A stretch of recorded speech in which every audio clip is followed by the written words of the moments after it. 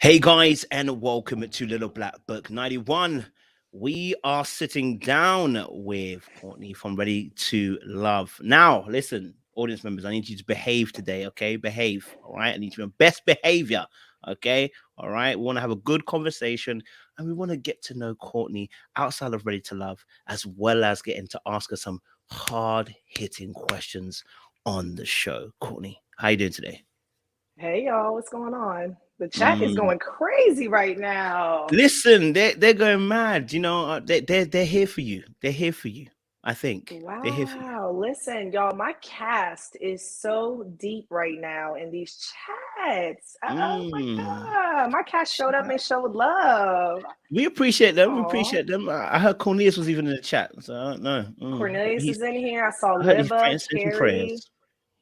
Cornelius hopped in here. Cornelius was in here before I was in here. So He was here inviting the Holy Spirit into this conversation. I know that. I'm telling you. You ready for this? You ready for this conversation though? I, Because are you, I've been watching your videos. So you seen the videos? I saw the videos, and I'm gonna say it again. I don't think you like me. Listen, you know what? I was your biggest fan at the beginning. I really was. Don't say I was was. really. That's past tense. We gotta. Yeah, but no, we're gonna change that now. But obviously at the beginning, I ain't gonna lie to you. I was like, yes, come on, Courtney. I was praising you. I said, look at how Courtney's been putting the moves on. And then my sis, what? It just Let's dive into it. Let's dive right into it because dive I into it. really the purpose of this interview. A lot of people may or may not know because a lot of the cast hangs out with me outside of here. Is for me to show you guys a different side. For me to show you guys, kind of who I really am. So let's get into it. Someone said the views of the chat did not reflect the views of Kojo. I love that. All right, cool. Let's get into it. So we're gonna do some human verification. We're gonna Okay. we're gonna start off by just making sure that you're actually human. Okay, because sometimes some people come in here with their robots. Want to make sure they're not Mm-hmm. holograms. All right, cool. So I've got a little game. It's called One's Got to Go. Okay, all right. So Okay. for you, I got my first one. One has got to go. Okay, we've got here Coca-Cola, Fanta, Sprite or Seven Up, depending on how you say it. Pepsi, Dr Pepper. One has got to go. 7 Up. I hear you on that one. That drink makes you go ah. So I'm with you on that. I'm really trying to find the purpose in that drink. I don't know. That drink is cleaning product to your throat. You know what I mean? So I'm with you Mhm. on that. I'm with you on that. All right, one's got to go. One's got to go. I got Boys to Men, Belle Biv DeVoe, Drew Hill, Jagged Edge. One's got to go.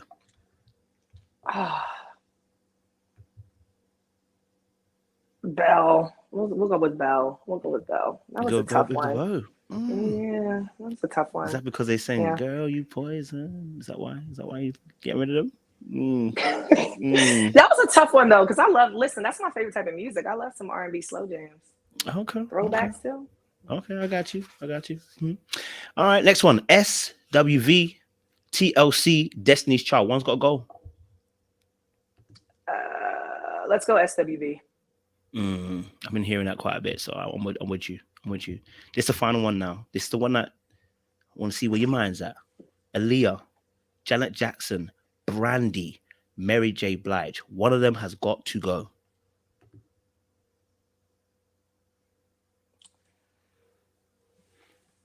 Be sensible now. Be sensible now.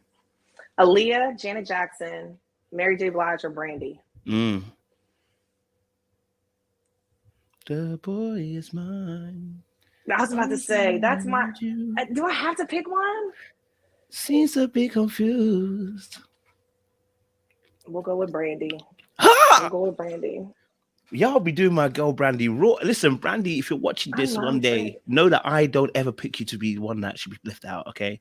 And the only reason why I'm saying that though, the only reason why I'm saying that is because we're talking about Janet Jackson, Aaliyah. You definitely can't pick Aaliyah. Why would you put her in that category? I'd get slaughtered on here. It's Aaliyah. I can't say her. I'm gonna have to take Leah out of this list because I'm convinced that's what everyone does. You know what I mean? Same. Yeah, I'm with that. I'm with that. Okay, cool. Next, my last two questions. One of the two, cereal or milk in first, please. Definitely cereal, then milk. Mm. Definitely cereal, then milk. What kind of cereal do you normally eat? Favorite, Cinnamon Toast Crunch. Apple Jacks, second favorite. Okay. I can rock with that. Final question. BMW, Audi, Dodge, Lexus, Merc. Which one do I prefer? Or you said which one has to go? Which one would you prefer? BMW, Audi, Lexus, Dodge or Merc? Dodge. Let's do. I mean, I'm a BMW type of girl, but Lexus is a. People sleep on Lexus because they're a higher tier from Acura. So I mean, if we're talking about longevity, definitely a Lexus. If we're talking about trying to be flashy, we can go with a BMW. How about both? What color? Black. I would definitely love like a black. Yeah, black with a red interior. Okay, black with red interior. Maybe a matte black. How about that? Okay. People in this chat are like, you need to start asking her. Don't worry about them. I'm focused. Don't worry about them. Okay. I'm focused. But you've passed the human verification, so we're good. Passed the verification, so you're human. Right. So now we're gonna dive into some conversations. So I like to ask my people that are on the conversation, on the panel, on this particular live, just one question. Courtney, who is Courtney and what is her story? That's the question. That's the question I need to answer? Yeah. Who is Courtney and what is her story? What are we starting with? Like, are we starting from, from childhood? What are we starting with? Whatever you want to start from. We just want to get a quick synopsis of who Courtney is and what's her story. If let's say it's an elevator pitch, who is Courtney and what is her story? I mean, let's try to summarize, maybe summarize 31 years.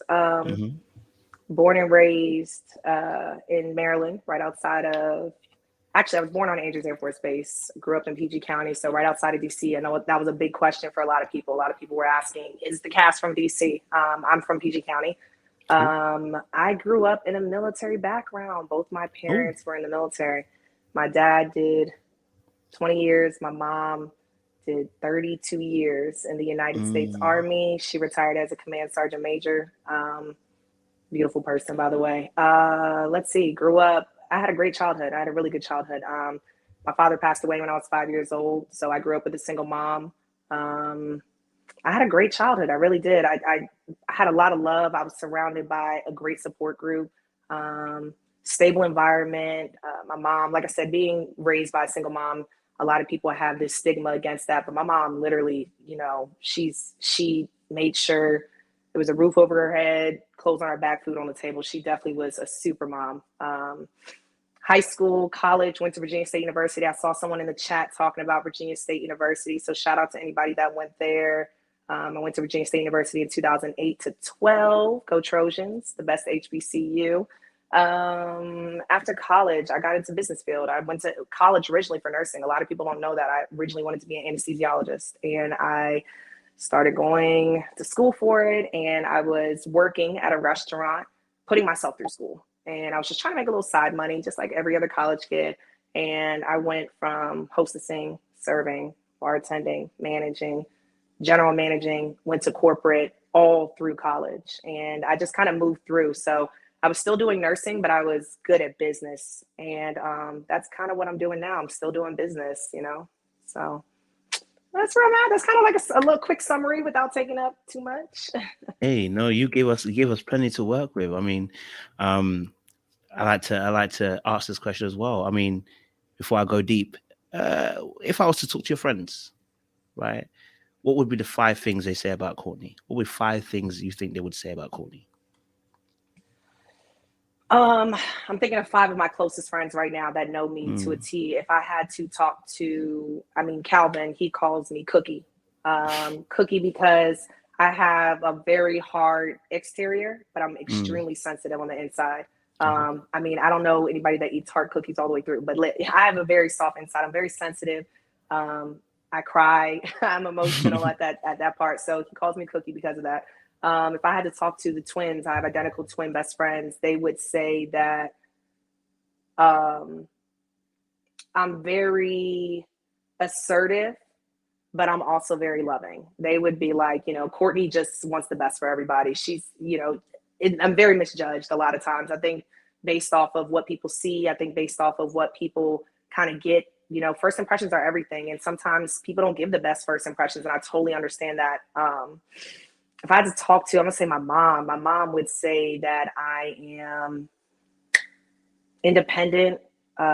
She would probably say I'm hard-headed for sure. She would say that I'm a caretaker. You know, a few of those things. If I had to talk to my brother, who's probably on this live, I have an older brother who's 4 years older than me. We have a running joke for our entire lives that I'm the big sister. I've always taken care of him. I've always made sure he was good. If he had to say a few things about me, he'd probably say same thing, stubborn, very stubborn. I like doing things my way. If I really was in front of him, that would be a joke he would crack. But yeah, what's the last one? I don't know. Just fun loving. I want everybody to have a good time when they're in my presence. I want everybody to be on good energy, positive vibes. That's all I'm ever about. Even with the cast that's in here right now, they can definitely tell you, like, I just want everybody to just have fun. Just be your best self. So I love that. Did I get it? Yeah, you got it. No, you got it. There was no right or wrong answer. So you gave us some insight into your world. Okay, let's take a deep plunge. Let's dive off the hill, dive off the top, right? I wanted to take us back to young Courtney, because you mentioned some really important moments. I guess you said your father and mother both military based, both in the military experience, and you spoke about obviously your father passed away when you were young as well. Take us back to when Courtney's a young girl, like, you know, bring us some insight into what it was like growing up, you know, and, you know, give us a little bit more insight into what you saw as a viewpoint from a young age. Okay. So I am biracial. My mother is white. My father is Nigerian. Or was, I will say was Nigerian. I always used to say it's the best of both worlds. I grew up with an amazing family. Like I said, a great support group. I know when I watched your videos and I read the comments, people were like, she looks like she has childhood trauma. So this is probably kind of where they're kind of aiming at. April 19th, 1995, my father passed away and he committed suicide. A lot of people look at that and think of that as, you know, something that could knock them down, something that can hold them back from life. And by all means necessary, it was definitely difficult for me growing up. As a little girl, you know, I always quote my life and say, looking for love in all the wrong places, because I didn't have a father growing up. My brother, I have an older brother who's 4 years older. He was immature growing up. He was, you know, going through his teenage stage. You know, he was going through his adult stages. He was really all over the place. My mom never had to worry about me. And she always says that to this day, like, Courtney, I always knew you were good. I never had to worry about you. Like, you were just so strong. And a lot of people fail to understand that, like, the strongest people, like myself included, we fail too. We need love. We need hugs. We need support. We need all of those things. It was rough growing up, seeing, you know, dads drop their kids off at school. It was rough growing up, trying to be 5 years old and comprehend what suicide actually was. You know, a lot of people don't know what bipolar disorder is. So if anybody's in here that's familiar with bipolar disorder, after my father left the U.S. Army, he was diagnosed with bipolar disorder, and he never, ever, ever, ever took his medicine, ever. I grew up in an environment where he would put his hands on my mother. I grew up in an environment where I remember one time my dad was in the shower. My mom was just finished dinner. You know, she was trying to get us winding down for bed, and she gave me and my brother a plate to start eating dinner to get us in the bed. My father was in the shower. He got out of the shower. He was irate. You don't feed the kids before me. I'm the man of the house. And he put his hands on her. So I grew up in a very hostile environment. When he passed away, I don't really know if I had a lot of feelings. I don't really know if I was able to process that, because at 5 years old, you really don't understand. Like, you know, your father's not there, but you don't really know, you know, what it actually happened. As I got older and started to learn what suicide was, that's when I was able to process things thoroughly. And I think if my dad was taking his medication and doing the things that he was supposed to be doing, as far as taking care of the house, not involved in, you know, drugs and doing a bunch of other things, I definitely think life would have been a lot different. But, you know, I try not to look at situations as being a negative, because I see so many situations, and I know this could ruffle some feathers, but this is, you know, my story. I see stuff on social media all the time where I read an article and it's like, you know, father in California kills mother and takes 2 kids with him, and now 4 senseless tragedies going on right now. I'm still here, and I'm trying not to look at my father's passing as like a negative thing. I'm trying to look at it as a part of my journey and a part of who I am. I have moments where I break down. I have moments where I really look at him and I'm just like, man, like, I wish you could see what I'm doing. I wish you could meet my son. I wish you could be proud of me. I have those moments, and it's a vulnerable moment, but it definitely doesn't make or break me. It just makes me, pretty much a stronger person in the end, So yeah, that's kind of like the story about my dad, which I also, a lot of people don't know. I spoke about that on the show, but. Man, I mean, that does put a lot of things into perspective a little bit as well. And I also want to honor your feelings and what you just described, because you spoke about something that a lot of people go through. You spoke about already carrying an aura of strength. So it appears to us as an outside world that she's okay, she's good, she'll be all right. I'll focus on someone else. And so I want to kind of like explore that a little bit more in terms of, you said obviously as well the comment about being like almost like a cookie. And so I want to kind of to explore that a bit more of yourself. When you said obviously you appeared strong in those moments, were you in search of looking for someone just to kind of, I know I'm going to put it as plain as like a hug, someone to say, listen, it's going to be all right, we've got you, don't worry. Did you ever feel like you needed that, or did you always have this strength that you're talking about? I think I always had this strength that I was talking about because I never wanted people to worry about me. My mother, I mean, when my father passed away, my dad's side of the family completely shut us out. A lot of the reason, if anybody is, I don't want to say familiar, if anybody kind of can kind of understand where I'm coming from. Yeah. Back in the 80s, when a Black man brought a white woman home, it wasn't accepting. And even nowadays, people still look at a Black man with a white woman and they're yelling Black love. And I'm so here for that. I so am. But, I grew up, that's my mother. I grew up, in school, people calling her a cracker, calling her, just all types of names because of the color of her skin. That was just something I dealt with. So, my mom losing her husband, losing her partner, her lifelong partner, it happened in our house. It was the house that we grew up in, to take it a step further, because I'm sure people want to know this as well. He hung himself. And I was at school. My brother was at school. My mom was at work. And it was definitely, like I said, it was hard. It was very hard. But I think I just always looked at my mom and I was like, I just don't want her to worry about me. I never want her to always just be like, is Courtney okay? I was always like, I'm fine. I'm good. I'm fine. And I never at any point in time in 31 years felt like I had like a breakdown moment where I had to like sit there and release all my energy. It was more so like, I want to be in tune with my feelings, and I want to process them at my own time. And I processed them in silence. My brother was a little bit different. He processed them and he was outlandish and he reacted. Growing up in teenage years, car accidents and sneaking out, that like he was doing all those things. So that was him coping with the pain of not having a father growing up. Not a worst case scenario, because I know people are like, oh, I'm sure people feel like, I'm kind of pouring this out there because I want people to feel sorry for me, but I'm not a worst case scenario. And, the strength that I exude, it's not a strength where I'm trying to put on a front or I'm trying to, put people on my side. I just want people to know that's my story. It's my journey. And, yeah. That's a heavy burden to carry, though. You know what I mean? Like, from what I'm hearing, many of us have kind of gone through this. So I know exactly what you're talking about, where so it's nature and nurture, right? So it's a bit of both. You are naturally, when we Will Smith mentioned this about how people react in different scenarios, right? So a scenario obviously where your father's passed, your natural reaction is to stand up in that moment, right? So your natural reaction isn't to run away or isn't to freeze or to flop. Your natural reaction is to stand up. And that's not everybody's reaction. It's a nature thing. It's how God created us.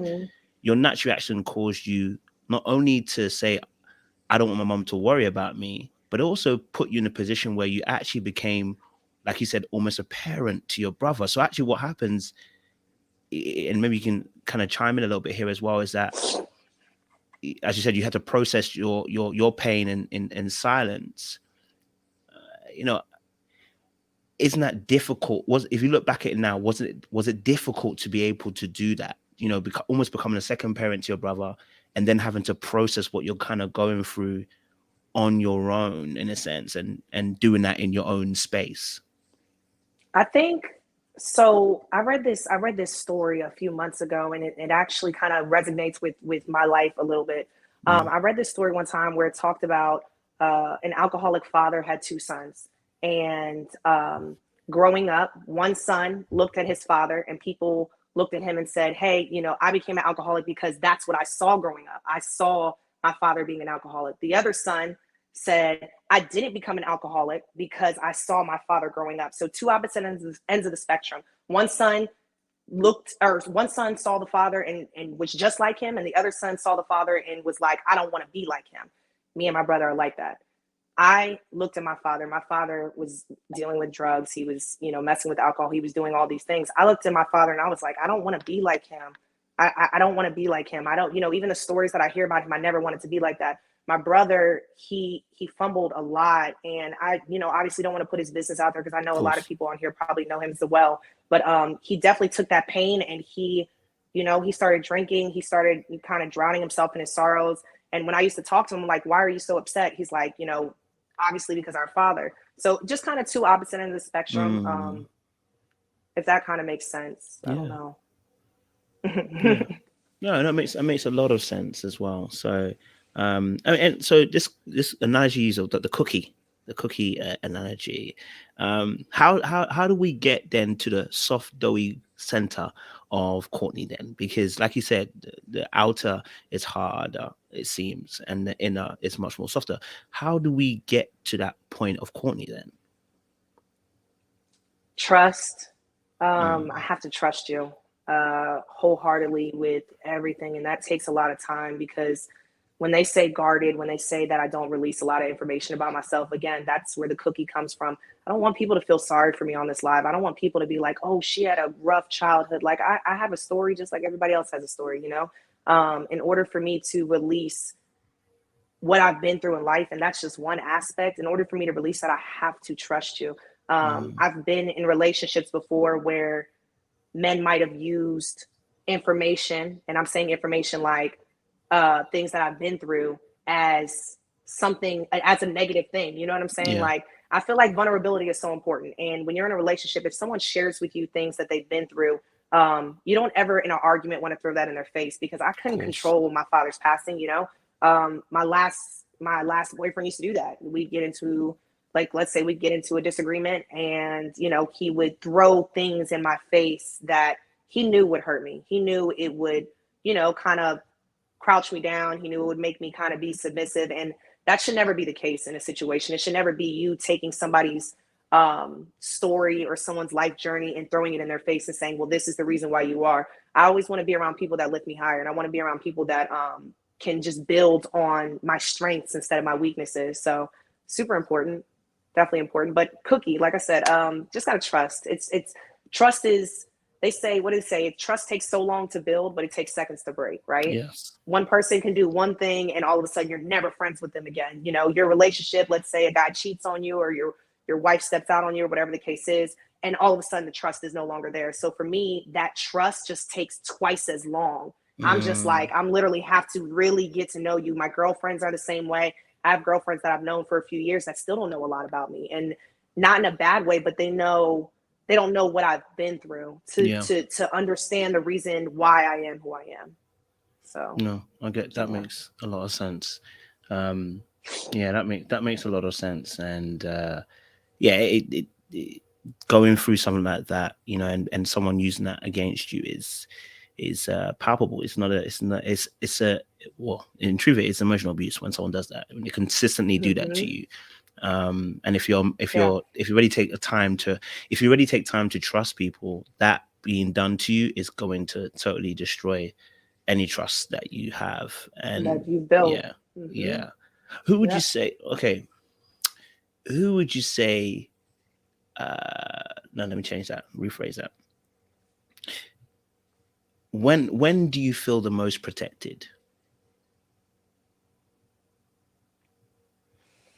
What level are we talking about? As far as emotional level, are we Emotionally. talking about Emotional level. emotionally? Like, When do I when feel do the you feel most most protected? protected? Hmm. I don't really know. I actually don't have an answer for that. I really don't know when I feel the most protected. I really don't know. You got me there. I don't know when I feel the most protected because I feel like I'm always protecting myself. Mm.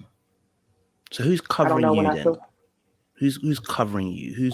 Who's got Courtney? I know you got friends. That we've all got friends, but Mhm. who you know is got Courtney like? And I'm talking about if it comes down to war, someone's with. Because I always say this: I can't call you a friend, and this is probably trauma anyway. But I can't call someone a friend unless I know I'm gonna die for you, and vice Mhm. versa. That's how I see friends. Like Absolutely. everyone else is just okay, we cool, but if you're not gonna die for me, I don't call that a friend, right? So who would you say is willing to die for Courtney, and you willing to die for them? My mother. Mm, My mother. She's probably the reason why so many people, I obviously, again, I watched her videos. She's probably the reason why a lot of people say Courtney kind of gives off masculine energy, or she gives off this alphaness to her. If anybody's familiar with ranks in the military, my mom being higher ranked than my father on a professional level kind of was the same thing on a personal level. She ran that house. She, was not only a mother and taking mm, care of everything and making sure the house was ran straight, but she also was kind of like, obviously, after my father passed away, she was the mother and father. So growing mm, up with the same, and since he passed away at 5, my memories on certain things are kind of vague. But at 5 years old, growing up with a single mother and seeing her hustle and bustle, seeing her not eat anything for dinner to make sure we ate, seeing her, spend her last dollar to make sure we had shoes and clothes and everything else. My mom definitely struggled. She definitely made sure that I had everything I wanted and needed. But yeah, that's probably where I get a lot of it from because my mom at a young age, she was like, I never want to have to worry about you. Like I mm, knew how to change a tire at 14.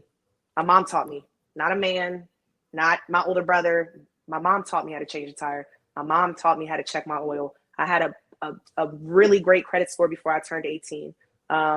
After I graduated college, my student loans were paid off. And if anybody knows how much student loans are, we're talking 60, however many K. My student loans were paid off before my son was born. I paid them off.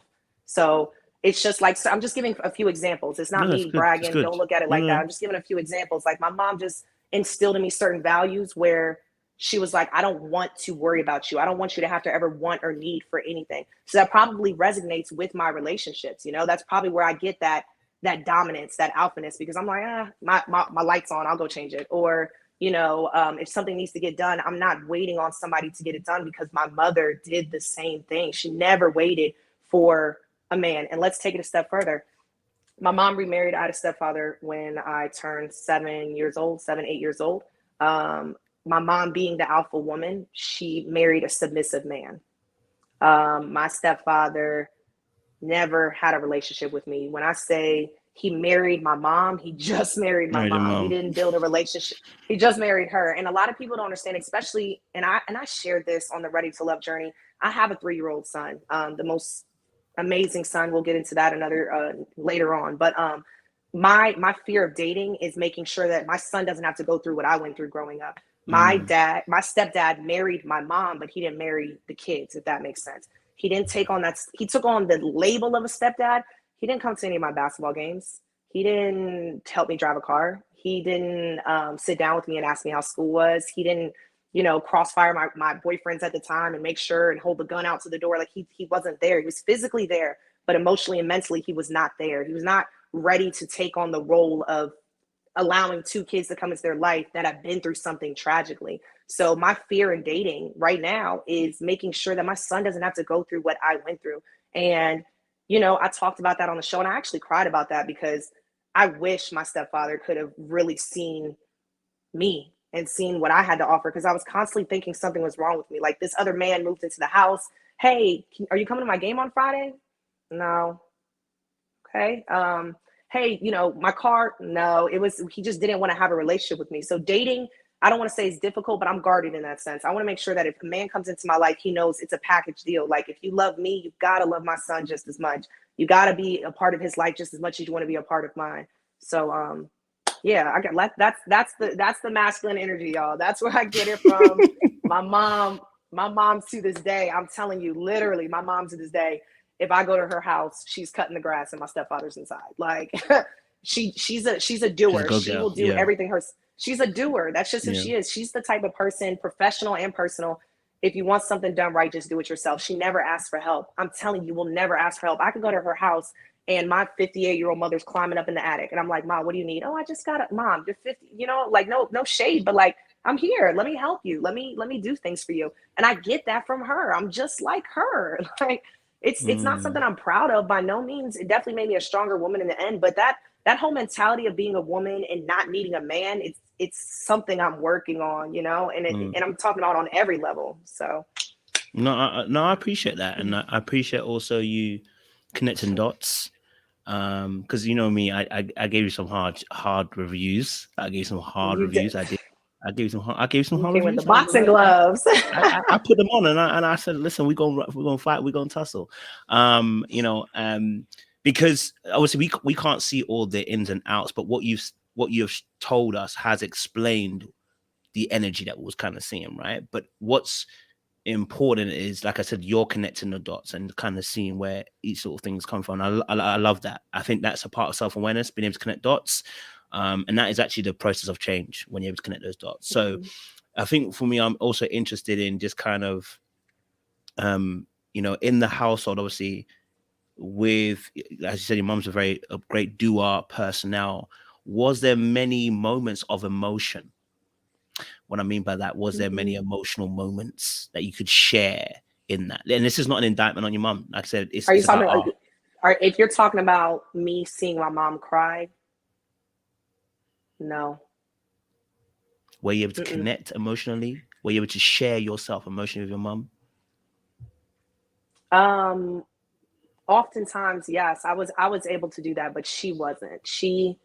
Again, that strength in her. She just wanted to be a super mom. And, I think we had this conversation maybe 2 years ago, and I told her, I think she got emotional one time. We were just having like a mom and daughter time. I think we were like drinking wine, watching our favorite show, and she got emotional and she kind of felt like she failed me. And I was like, why do you feel like that? Why do you feel like you failed me? Like, you literally did. You literally set the standard.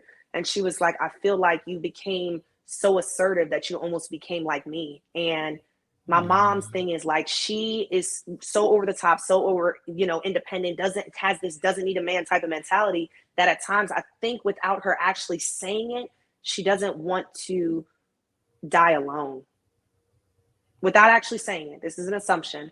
But, when, as a woman, when you have that over independence, sometimes it pushes a man away. And I think that's what my mom's trying to get at. Like, Courtney, I taught you all these things because I want you to go out into the world and be able to fend for yourself. But I want you to go out into the world, fend for yourself, and still be able to allow a man to come in and witness the greatness that I raised you to be. You know what I'm saying? So, yeah. I definitely hear that. That makes a lot of sense. So then, obviously, great segue, as you mentioned, you also become a mom. I want you to talk to us a little bit about your journey through motherhood, because that's a unique experience to every woman, I'm assuming, as well. As a man, I don't know about this stuff, okay, but I wanted to kind of get your perspective on that as a little bit. I actually talked about this on my Ready to Love journey on damn near every interview, but it wasn't interesting enough to make it to film, I guess.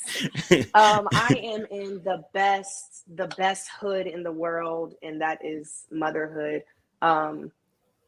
I had my son when I was 28 years old. I was in the middle of my career, grinding, hustling. I was with my son's father for almost 5 years. He's a great father as well. I definitely have nothing bad to say about him. But my son is so smart. He's so sweet. He goes to a private school. He's going to be 3 on Black Friday, y'all. I got an almost 3-year-old. Come on now. I'm scared at times. And, I express this sometimes to some of my girlfriends, but sometimes I don't. I am raising a Black son in America right now as a single mom. And we're not going to push his dad to the side because, like I said, his dad is a great father. But again, I'm still a single mom. So I am trying the best. I go through mom guilt every week. I don't even think y'all understand. Like, I will call, you know, one of my girls from the show, or I will talk to some of my friends that I had outside the show, and they'll be like, how's your day going? I'm like, I'm going through mom guilt right now. And it's a very normal feeling. And mom guilt isn't something that is saying you're a bad mom. It's just, I hold the mirror up to myself and I feel like I'm doing something wrong. You know what I'm saying? Like, Yeah. I just feel like I'm doing something wrong. He's my soft spot. I really, when I talk about him too much, I start getting emotional. So, That's not wrong with that. Nothing wrong with that at all. Nothing wrong with that at all. I'm a man, so break me in a little bit. Mom guilt. Yeah, I want you to kind of just dive in that to me, because I don't have any children, and I've never really heard about this mom guilt before. So I would love to know a little bit more about that. You know, perhaps where it comes from, or why it triggers and you feel that kind of way. Would love to know a bit more about that. Mom guilt. So I'm sure I have a lot of moms in here that can kind of understand where I'm coming from. I dealt with, and I'm going to talk, I will just give an example. I dealt with mom guilt this entire past summer. For those who, you know, don't know, I was filming for the show. I mean, and we were filming like, I know you guys see a few minutes. We were filming like 50, 60 hours a week, like clockwork, 6 days a week. I also had my career job that I was working during the day, and I also had a side hustle at night. So I was going through mom guilt because I'm sitting here trying to make sure that my son goes to a private school. His school is $1,900 a month. And again, that's not to brag, but I just want to make sure that I can give my son the best possible life, the best education that I can, you know, ever. He wears school uniforms. He's only 2 years old. And my biggest thing is I want to give my son everything that I didn't have. I want him to be able to learn Spanish. Like he knows his numbers in Spanish at 2 years old. Like things like that are something that I want to spend my money on. I want to make sure that he has the best possible education. But yeah, I was filming, I was working nonstop. And I remember my son's father called me one day and he was like, your son really misses you. And I was making excuses. And a lot of the excuses that I was making wasn't because I wanted to make an excuse because it sounded right. I was just literally just trying to go through my career, doing the best that I can. You know, if I don't work, I don't make money. If I don't make money, my son doesn't go to school, you know? So it was kind of like a trickle effect. And I cried a lot this summer, like a lot. I used to be on set when I was filming for Ready to Love, and I would just start crying at the reunion. We just did the reunion 2 weeks ago. And, you know, mom guilt again. We did the reunion 2 weeks ago. My son was in his aunt's wedding. He was the ring bearer. He had on a suit. My son has never been in a wedding before. And I had to film for the reunion. So seeing my son in a suit, seeing him on FaceTime, he's like, hi, mommy, you look pretty. Mom guilt. I can't be there. So, you know, I go through those emotions where I want to be there for everything, but I can't.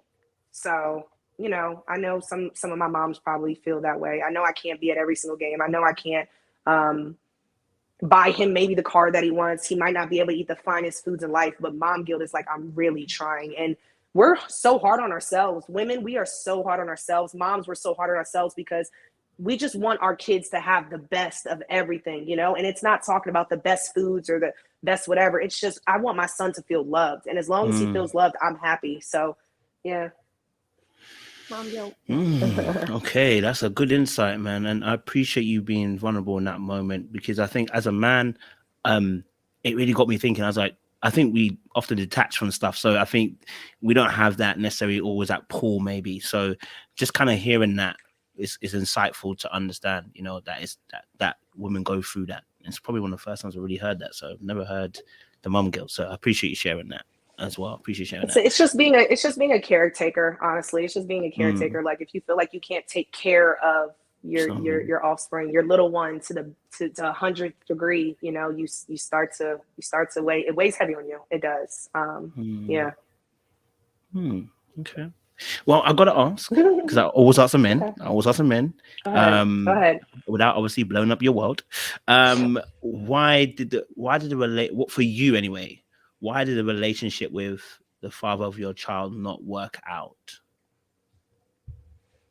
So I'm glad you asked that question, because I remember during the show, I think in the beginning, I made a comment, and correct me, I could be a word or two off because we're talking a while now. I made a comment that I said, you know, I was young and I was out and I was living my life and I was partying. And now, you know, I'm 30 years old and I got business to handle.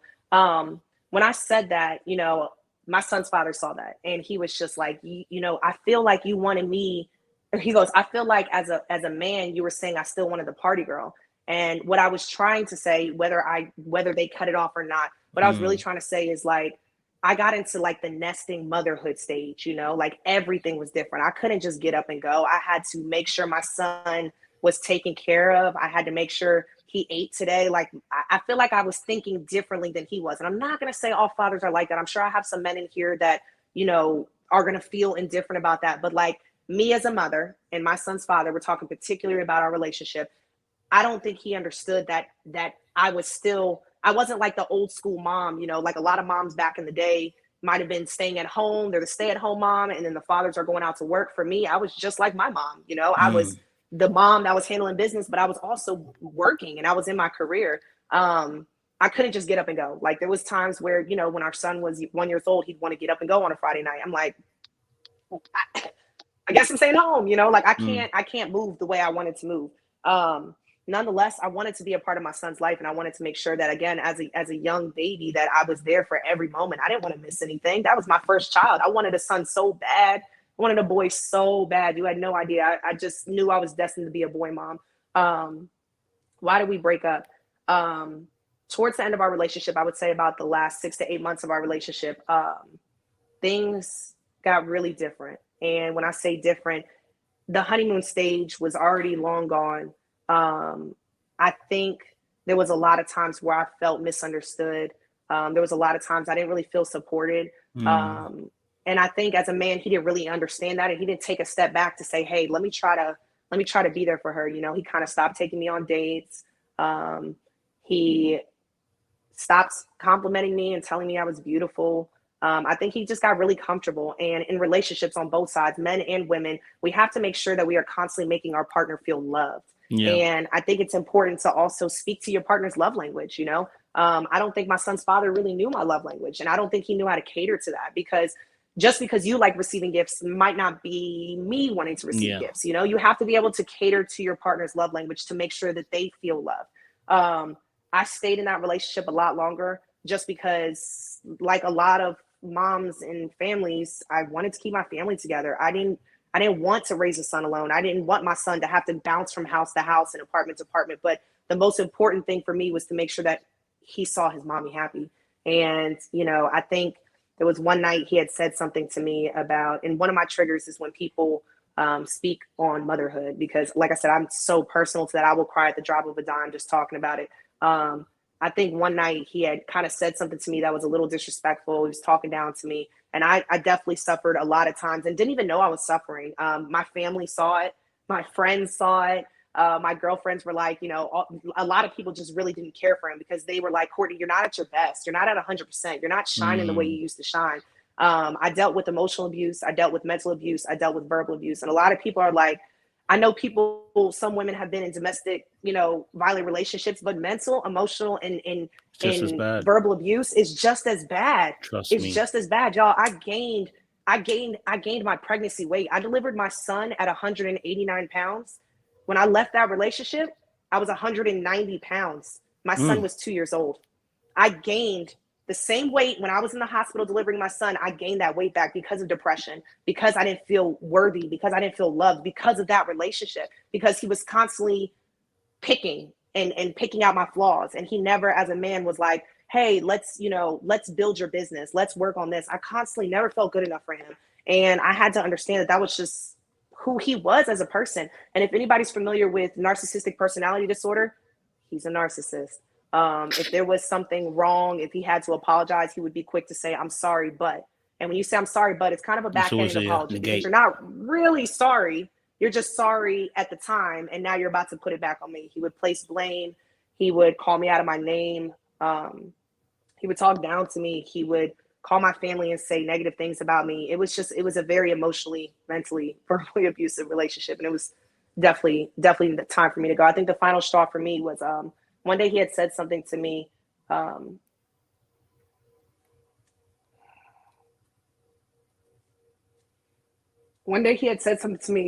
He got mad at me.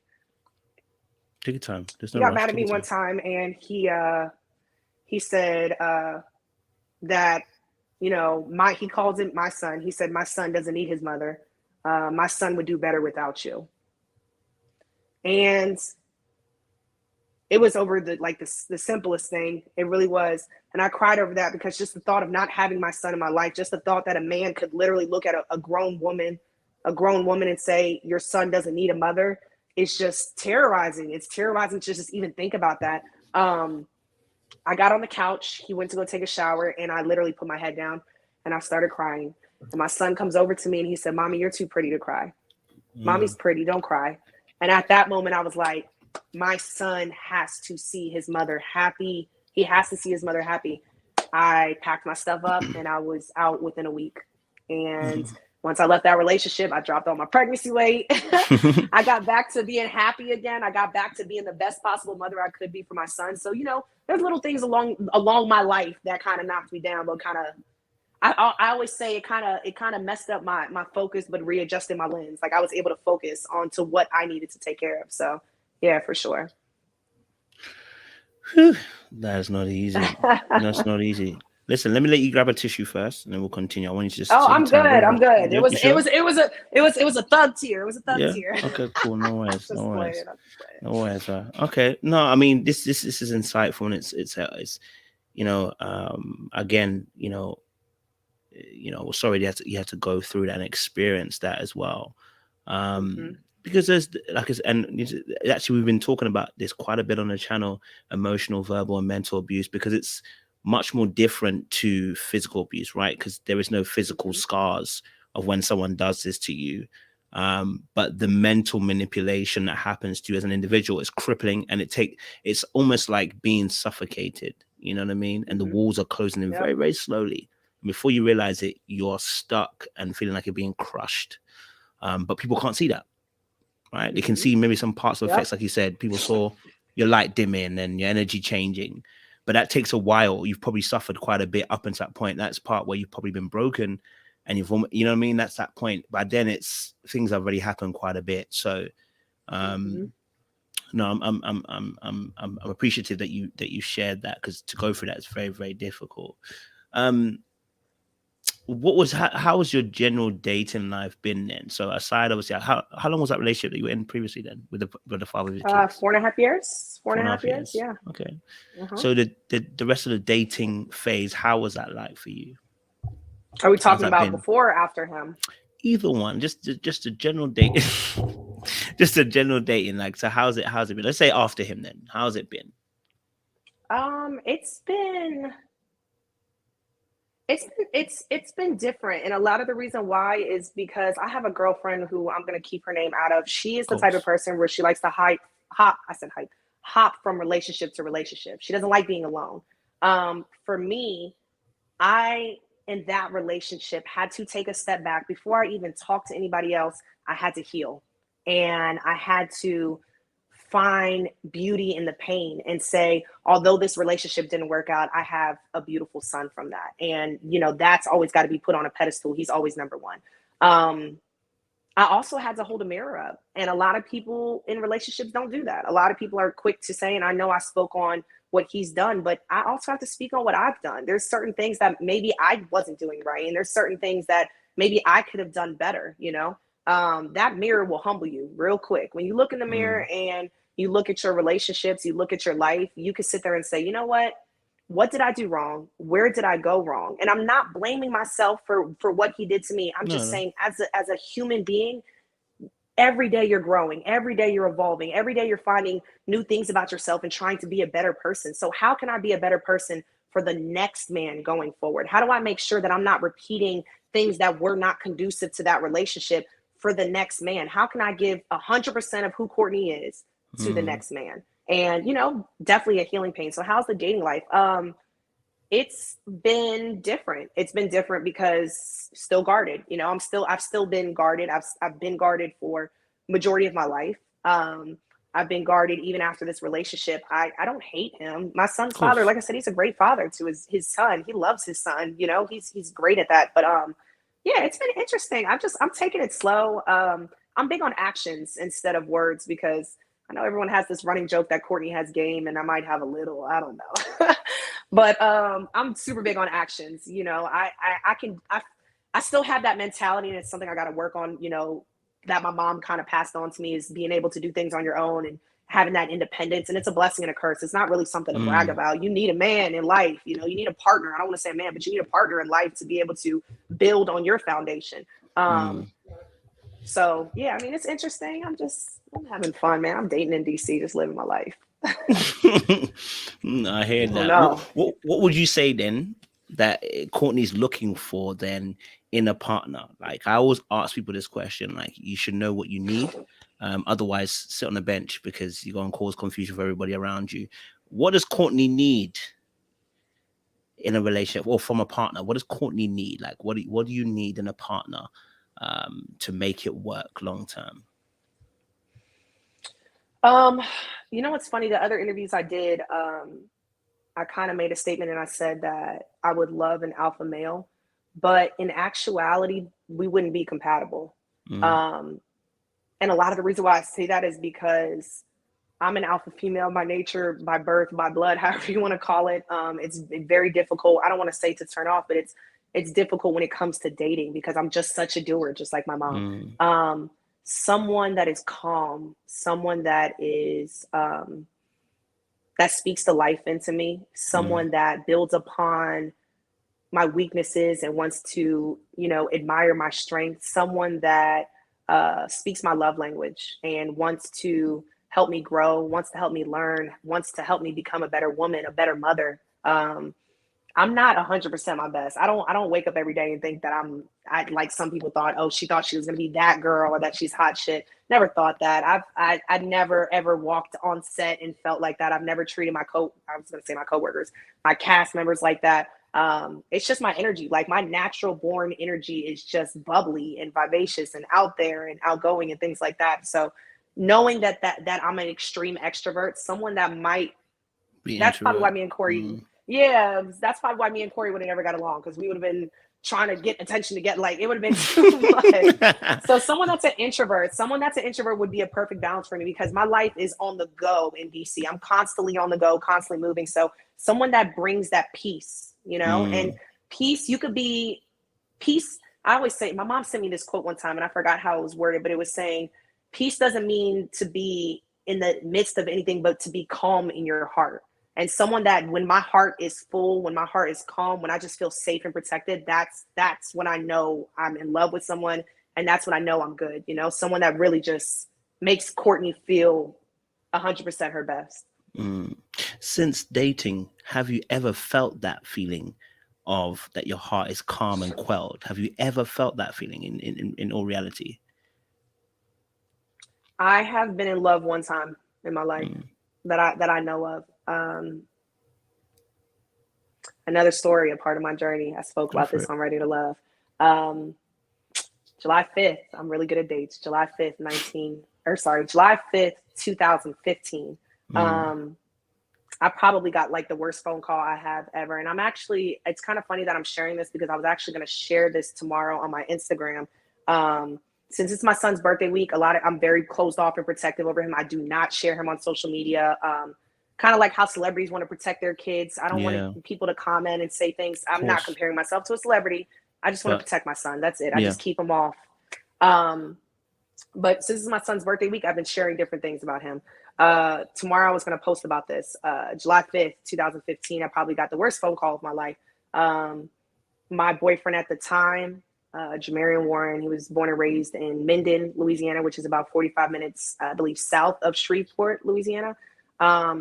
He went to Atlanta on a family trip, and he went out on a canoe with his uncle, and they weren't wearing life jackets. And they went out onto the lake, and his canoe flipped, and his uncle jumped in to save them, and neither one of them could swim, and they both drowned.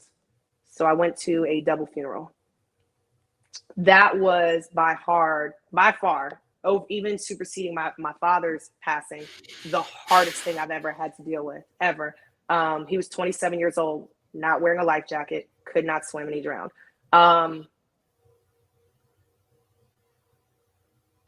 that was difficult for me. That was the first time I ever felt in love. And when people make comments and they say things like God always takes the good people first, when I say good, I mean, this man, I never, and we were together like 4 years. All my relationships are long relationships. The good, he spoke the life in me.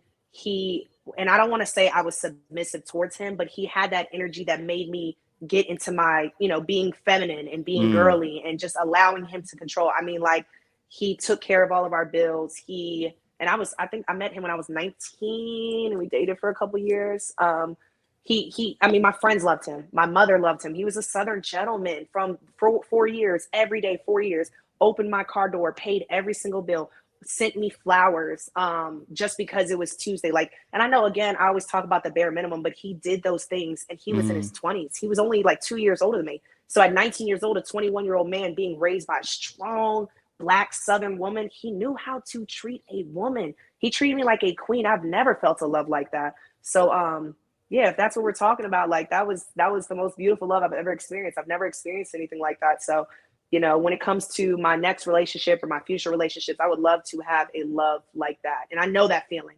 I can't explain the feeling to you, but I know the feeling in my heart. And I know if I could have that feeling again, me being feminine would kind of come back down, me being, back into my, for sure. Because as much as you talked about in a lot of your videos, that masculine energy, the masculine energy comes across a lot stronger when you're around a beta male or you're around a man that's submissive. More feminine. It definitely comes across. Yeah, it definitely comes across stronger. I know a lot of people said that about Cornelius. Cornelius is not an alpha male. Yeah. So, it's going to come across woman, more. It's going to come across a lot stronger. And I definitely understand how that's represented on TV. I definitely understand, how that looks and how that appears. But, that relationship that I'm talking about where my ex passed away, like, I couldn't even tell you that I was an alpha woman. I don't remember times where I had to be an alpha woman because everything was already taken care of. It would be like, oh, groceries are in the fridge. Okay, well, let me take care of taxes are done. Like, it would just, everything was done. He just handled business silently. He didn't have to tell me anything. He would take my car out and get an oil change. He would take my car out and fill my gas tank up. Like, everything was done. So when he did those things, he wasn't trying to be abrasive or assertive. He wasn't trying to say, Courtney, I got this and I'm a strong man. He wasn't doing all that. He did it silently. He moved just how a man was supposed to move. And I was able to just back down and say, this is how I'm supposed to feel. This is how it's supposed to feel to be treated like a queen. I love that. Love that. My last question on this section, in response to what you said there, you were able to rest in your femininity. Was it hard to do so and stay in it? So I'm not saying an initial, but was it hard to rest in it? Because like you said, your natural affinity is to do. So was it difficult to stay in that place at points within the relationship because you are naturally a doer? No, it wasn't, because what is the honeymoon stage to people? The honeymoon stage is bliss. It's all fun and it's love in the beginning and you're on cloud 9. That relationship, the honeymoon stage, never wore off. And I think in relationships, consistency is key. He never switched up. He never folded. He never changed how he treated me, how he talked to me, how he looked at me. He never changed his tone level. When he was mad, he was always very calming. He was like very big on communication. Everything was black and white. He doesn't like no blurred lines. He would sit down and be like, Court, let's talk about this. What's going on? Why do you feel like this? Why do you think this? Like, he cared. So because as a man, he was consistent with how he was in our relationship, I was able to be consistent as well. I allowed him to lead because he never switched up how he treated me. He never switched up how he talked to me. And that allowed me to be consistent as well, So. That's real. That's real. That is very, very real. Yep. I definitely hear that. And it's true. I ain't gonna lie to you. Someone says, no, guys, relax yourselves. Yeah, no, that's so true. They're coming for me. No, not for you, me. But yeah, no, you're making sense, and that is what we've been kind of speaking about on this channel as well. In terms of creating a safe space. Creating a safe space so that femininity can rest. It requires masculine energy to cover so that the feminine can rest within that. So what you've described there is a man who, like you said, he didn't have to be the loudest. He just did what was supposed to be done. He handled business. And when you do that, you allow the feminine to rest. It's really that simple. But I had to ask the question because people can still do that, and still people might not feel comfortable being in that position. So I appreciate you sharing that as well. What's your love language? I was thinking physical touch, and then words of affirmation and acts of service, but I don't know. I would say physical touch for sure. I think people kind of get that misconstrued. When I say physical touch, I hug all my friends. I'm a big lover. That's how I was raised. I was raised to show love. I was raised, I mean, even my RTL castmates, we get off the phone, we say, I tell them all the time, I love you.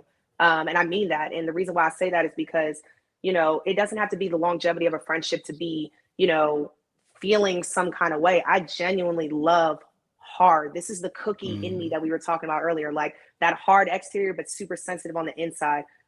Physical touch for sure. I just, like I said, I love my friends. And that could be as simple in a relationship. That could be as simple as we're watching. I know we talk about sports references, but we could be watching a game and he's got his hand just resting on my leg. Yeah. Or that could be something as simple as, you know, I'm cooking dinner. He comes home from work and I'm cooking and he just gives me a kiss on the cheek. Something like that. It's just showing that you love somebody, showing that they're there. My son's father, he did that in the honeymoon stage, but after the honeymoon stage was over, he never, it never, like it was hard to hug. It was hard to be, you know, into each other. It was just, it was extremely difficult. And I know a lot of people feel like that kind of stems from, you know, my father's passing and things like that, but it really is, it just makes me feel good. It makes me feel as a woman wanted. It makes me feel beautiful. It makes me feel loved. It really does. I would say the second thing is, maybe words of affirmation. Maybe. I mean, I think I might have a little bit of everything, but I'd say physical touch is definitely number one. I mean, I'm sorry, y'all. I'm sniffling. I have a little cold too, y'all. Oh, don't worry, girl. We ain't even pay no mind. No, I said words of affirmation because, like you just admitted there, you just said you tell all your friends that you love them, and that's part of words of affirmation. It's wanting to hear those words, and because you described your background, saying you know you were handling things on your own, and it's like oftentimes if you're physically detached, you're not going to hear those words. Like you're rarely going to hear words that are going to inspire you, encourage you, or uplift you, or show love in those moments. So I was like, maybe I wish my friend Brandon was on here, because if my friend Brandon was on here, he would tell you. He lives in DC. Shout out to BEHAVIOUR. But I constantly we did we call it family dinners. We did a family dinner in DC. We went to Kitsuin on H Street, and we sat down and we were going around and we were just catching up. I think it was like 5 or 6 of us. And we were about to cheers. We were about to take a shot, and then they were cheersing to me. And I was like, what are we cheersing to? You know, like, why are we doing this? It wasn't a celebration. There was nothing going on. And he pretty much gave like a little speech. And he was like, Courtney, the amount of energy that you exude, the amount of love that you show people, it makes people's cup runneth over. I'm constantly showing up to people's events, promotion parties, whatever the case is. I want people to know that whatever it is that you are celebrating or not celebrating, I'm there for you. I'm always going to say I love you. I'm always going to say I'm proud of you. I just sent, my friend a long message this morning. He just got the internship that he wanted. He's in the military as well. And I told him probably the most beautiful text. I would read it to you, but I know we don't have all the time. But I'm just tell your friends you love them. Tell them you're proud of them. It takes nothing. It takes $0.00 to just say I love you. It takes $0.00 to just be kind, be respectful, and just show people love. It makes them feel good. Like, I'm always telling my friends I'm proud of them, because whatever it is in life, whatever you need, I'm here for you. So, Kojo, I'm proud of you. Proud of you. Don't do it, girl. Don't do that, Jake. Don't do it, girl. Don't do it, that, Jake. No, I appreciate that, man. Do you know what I mean? I'm a words of affirmation person myself, so I rocks with that. Do you know what I mean? And probably your spiritual gift also is encouragement. So probably when people get around you, you uplift them. Do you know what I mean? You say words that lift their spirit as well. So yeah, man, I rocks with that. I rocks with that. So. Listen, obviously we've spoken for a bit now. We've got to know you proper, you understand? Now we've got a better understanding, so I appreciate that. So obviously now we need to know, what takes Courtney to ready to love? What takes you there?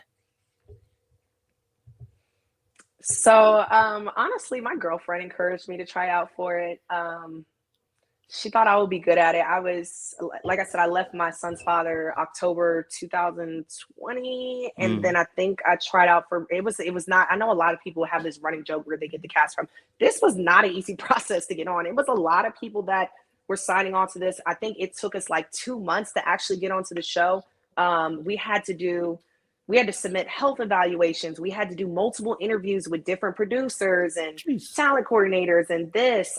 We had to do a mental health review with like an LA doctor. Like, it was a process. It was literally like 2 months. So I think the process started, April maybe. So I was probably about 6 months out of my relationship. And I honestly was just like, what the heck? Like, I was in my career. Like I said, I didn't have a lot going on. I was ready to start dating. I had completely healed over all that weight that I was telling you about earlier. I dropped my weight. I was feeling myself. I was feeling confident again. I was feeling Courtney. I was like, why not? Let's try it. Let's try it. So here we are on Ready to Love. Okay. So you was okay. So someone put you up to it. Okay, cool. So then you get on to Ready to Love. Okay. What are you this kind is of what everyone's waiting for? Yeah, this is what they've been waiting for. They're going to come in their droves now. What was you kind of hoping to get out of the show? Like, what was your kind of hopes that by going on the show, what would be your final goal for you? I mean, the show being a dating show, I definitely wanted to find a love, you know, and even if not a love, because the process, you got to think, filming is like 10 weeks long. So for me, again, that whole cookie energy, I'm not falling in love in 10 weeks, but to be able to find love in myself, but to be able to share that love with somebody else. You know, I didn't go into this process trying to build a brand or trying to be that girl like some people were saying. Like, I really went into this like vulnerable off of a 4.5-year relationship. So I was really looking at this process like, this is going to be me. Instead of sticking my feet in the water to see if it's warm, I'm going to dive right in. I don't have nothing to lose at this point. I'm single. I'm in DC. I'm on the scene. I'm, you know, in the mix as far as, you know, going to clubs and galas. And, you know, I know a lot of people in the city. I don't have anything to lose. So why not? Let's do it. So that was kind of like my journey. Okay. Did you ever have a strategy? I always ask people this. Do you have a strategy? Did you think, I'm going to do it like this or I'm going to do it like that? Like, do you have a strategy going into the show? No strategy. I always say this. I wanted to be unapologetically myself.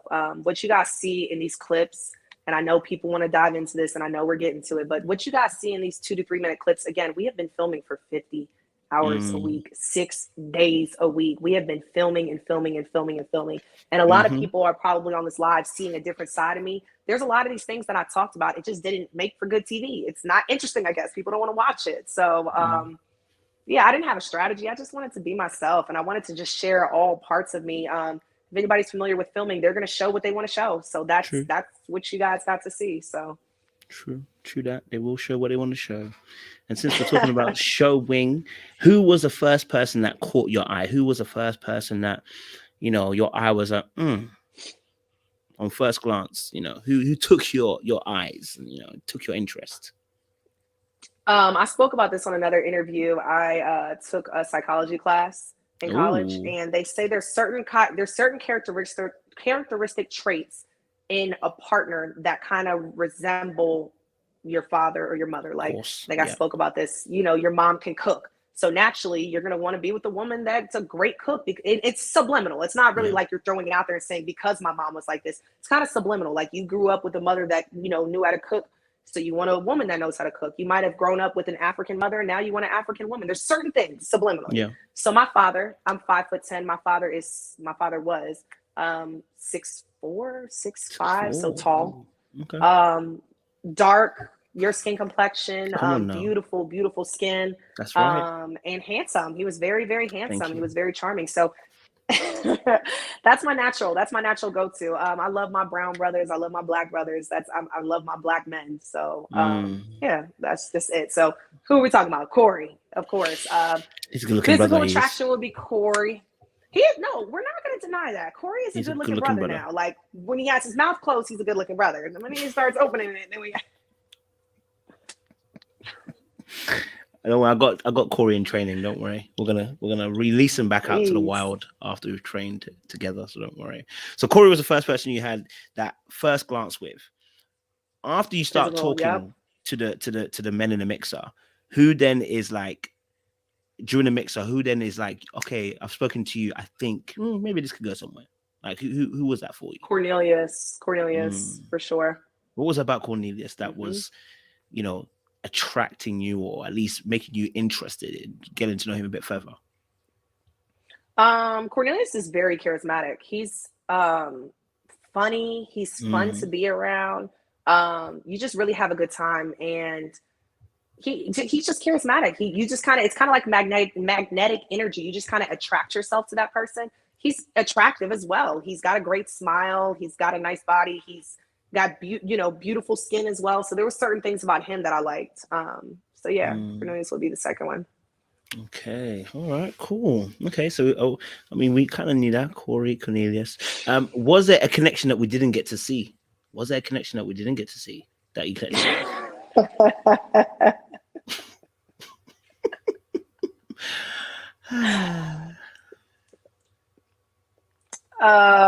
Phil. Y'all didn't see that connection. We didn't see that connection, but I can understand why. Phil was Phil. What was it about Phil for you then? Kind of similar to Cornelius. Like, Phil's attractive as well. He's, again, charismatic. He's funny.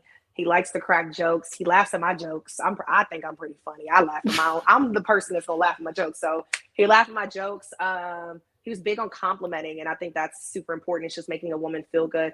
And Phil, kind of what you see on TV is what you get. Phil's a great person. He's a great guy. He's, a great friend to this day. So yeah, Phil, y'all didn't see that though. Y'all didn't see that start to develop. They cut that out. Okay. We didn't see that. You know, I was thinking because of the way they cut the show, it was going to be you and Walter, but it didn't lift off, it seems. So, I mean, did you and Walter have a connection as well? No, we didn't have a connection. We didn't have a connection. But you guys have, if anybody follows me on Instagram, we all hang out. It's Walter, me and Walter are still friends. But no, we didn't. As far as romantic connection, no, we didn't. The romantic connections were Corey Cornelius on camera, and then Phil was what you guys didn't see. We went on, dates. We talked on the phone. We connected. All of that. So. Okay. So then, let's dive into these connections. Then we got Corey, you got Cornelius, right? These two main ones, right? That's what they're waiting on. This is what they're waiting on now. Yeah, I got to keep the same energy, as they're gonna kill me. Okay. So your connection with Corey, at the beginning, you guys had a great conversation. You guys had a little bit of a flirt at the mixer, everything like that. It was looking kind of good. Were you aware that he was trying to ask everybody to go on a date on that mixer? I know we saw it, but I don't know if you saw it. Did you get to see that part as well live on the mixer? Nope, I didn't see that. So you weren't even aware of that? I saw what you guys saw. Oh, I was not aware. Okay. And let's clarify. If I was aware that he was getting all the girls' numbers, that I don't move like that. If I knew that, if I had a relationship and I got the girls' numbers outside and they told me he was doing that, that would have never happened. I don't move like that. This is not a strategy. I didn't come in here, with the game trying to get all the guys. Like, I came in here for a genuine, real connection. So, seeing after, once you guys saw it air, seeing him after moving like that, I was like, it's not attractive. That doesn't impress me. So. So then, obviously, we saw the situation where he pushes up on you, but did you guys have any other dates other than that, or was that just the only date you guys had? Because obviously we know that production doesn't share everything. So did you guys have any other dates other than that with Corey? No, we didn't have any other dates. That was literally the only one. Only date that you guys had. And to clarify, that date that we went on with who do we go? Cornelius and Kamile. He was doing the most. I was like, oh. Come on, tell the freeness the truth, because the brother said the brother said he made you feel special. So we want to know the truth. Were you feeling special in that moment at the bowling alley? Were you feeling special, really? With the flowers? I think the flowers was a nice gesture, but that date was like a 2-hour date. The whole clapping and the stomping, he's Kappa Alpha Psi. Yeah, he's a noob. He's a noob. All the rah-rah and the extra, I don't like that. I like my man to be cool, calm, collective. So, you know, of course I was laughing and we're having a good time. We're on camera, you know, but in real life, I like my man to just be chill. I really like my man to be chill. I'm the extrovert. So, you know, being on camera and having a love interest that's an extrovert, you know, he needs the attention. He needs the shine. He's got to be out here and put it on me. Like, I don't want to compete with my man in real life. I don't want to compete with you, you know? So. Okay, you're making sense. Okay, before I dive into the actual day a bit more, because we got to ask that question because he was moving a bit mad. Did you guys have much conversation then before that date? Was there much conversation that was going on, or was it more a case of, you know, what we saw is what we saw? I mean, we talked on the phone a few times. So one thing that was a little bit different about me that I didn't do that the rest of the women on the show did. A lot of the women on the show got the numbers immediately, like the first day of filming, maybe the second day of filming, but immediately they got the numbers. I didn't get numbers on the first or second day. And even when me and Corey did exchange numbers, I was between filming, I was still working my job. I was trying to maintain. I didn't have time to sit up on the phone with the guy. I'm trying to get my son to bed and I got to get him ready for school in the morning. So there wasn't a lot of time in between not filming to try to build the relationships off camera for me personally. Because like I said, I had 2 jobs and I'm a mom, which being a mom is a 3rd job. I had 3 jobs that I was doing outside of filming. My summer was insane. I was on 3 to 4 hours of sleep a night. I wasn't able to really build connections with the guys off the show. So did we talk on the phone a few times? For sure. But not anything that stands out, not a conversation that stands out. So then obviously then ice rink, sorry, I said bowling alley, but it's an ice rink. You guys at the skating alley. When the date is set up, were you aware that you were going to come on a double date, and were you aware that you were going to be more paired up with Corey than Cornelius? Yes. Yes, I was aware of the double date. I definitely knew that I was going to be paired up with Corey. I think production kind of pushed that as well. Okay, maybe, I was going to say, who set up? Yeah, production definitely. I think production kind of set that up as well, and I don't, you know, definitely want to spill too much on that. But yeah, production I think was kind of behind that. It's a storyline. You got to think of the storyline, right? It's good for camera.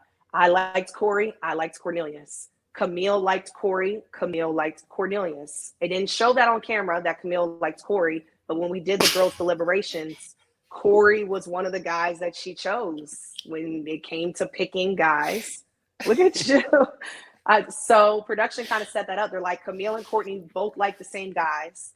And then, of course, you got to see how it kind of played out. Kamile was like, what are you looking at? Why are you looking at her? Why are you doing this? Why are you doing that? So it kind of was like good for TV. It showed to them, to production, that she was jealous of me, or it showed that, you know, she was creating stuff for the camera. So I definitely think they played off that for sure. I definitely think they knew what they were doing. I just need to play this then. Because I need to know how Kamile was feeling Corey. I can't even envisage it. I can't even see it.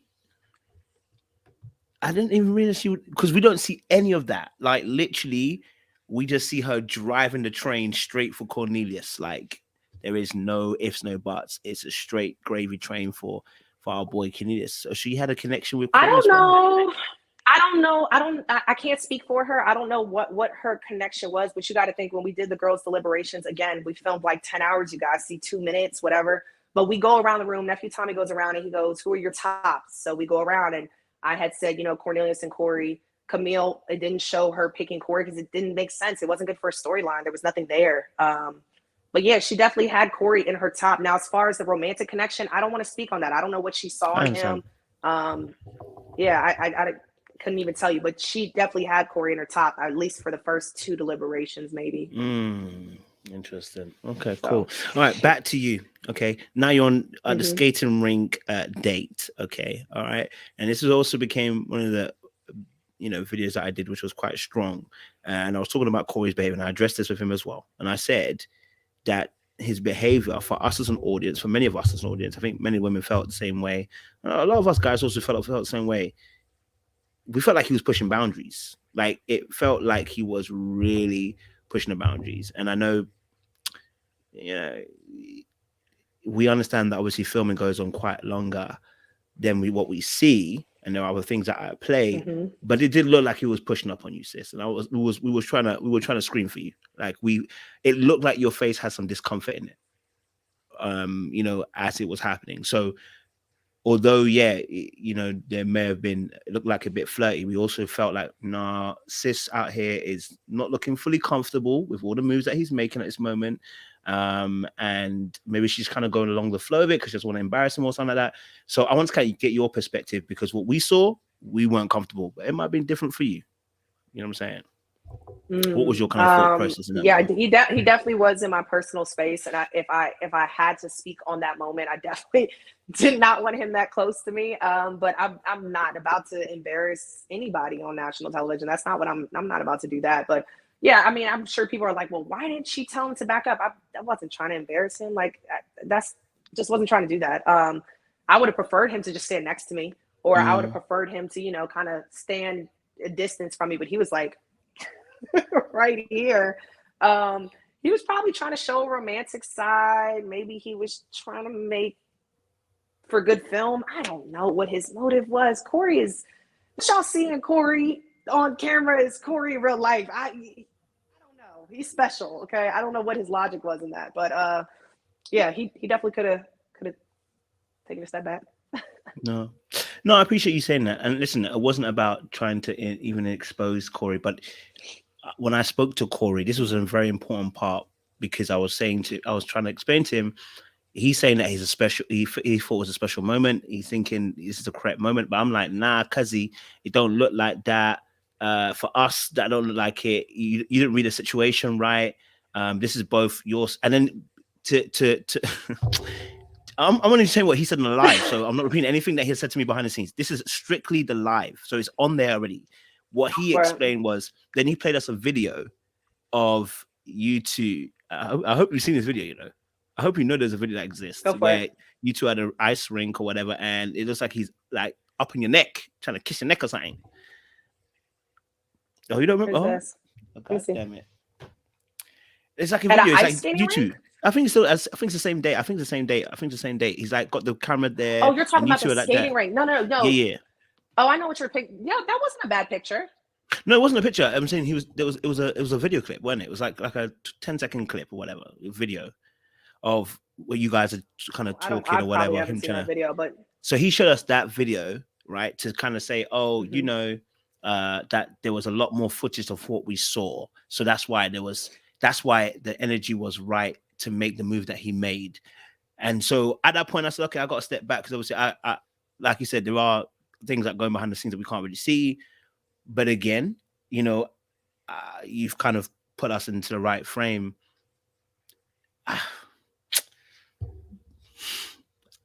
Yeah, it's some way. I don't know. No, do you know what? No, I'm gonna stay true to myself. No, I'm not gonna play it. I said the exact same thing that I said to last season when I said about old boy as well. What's his name?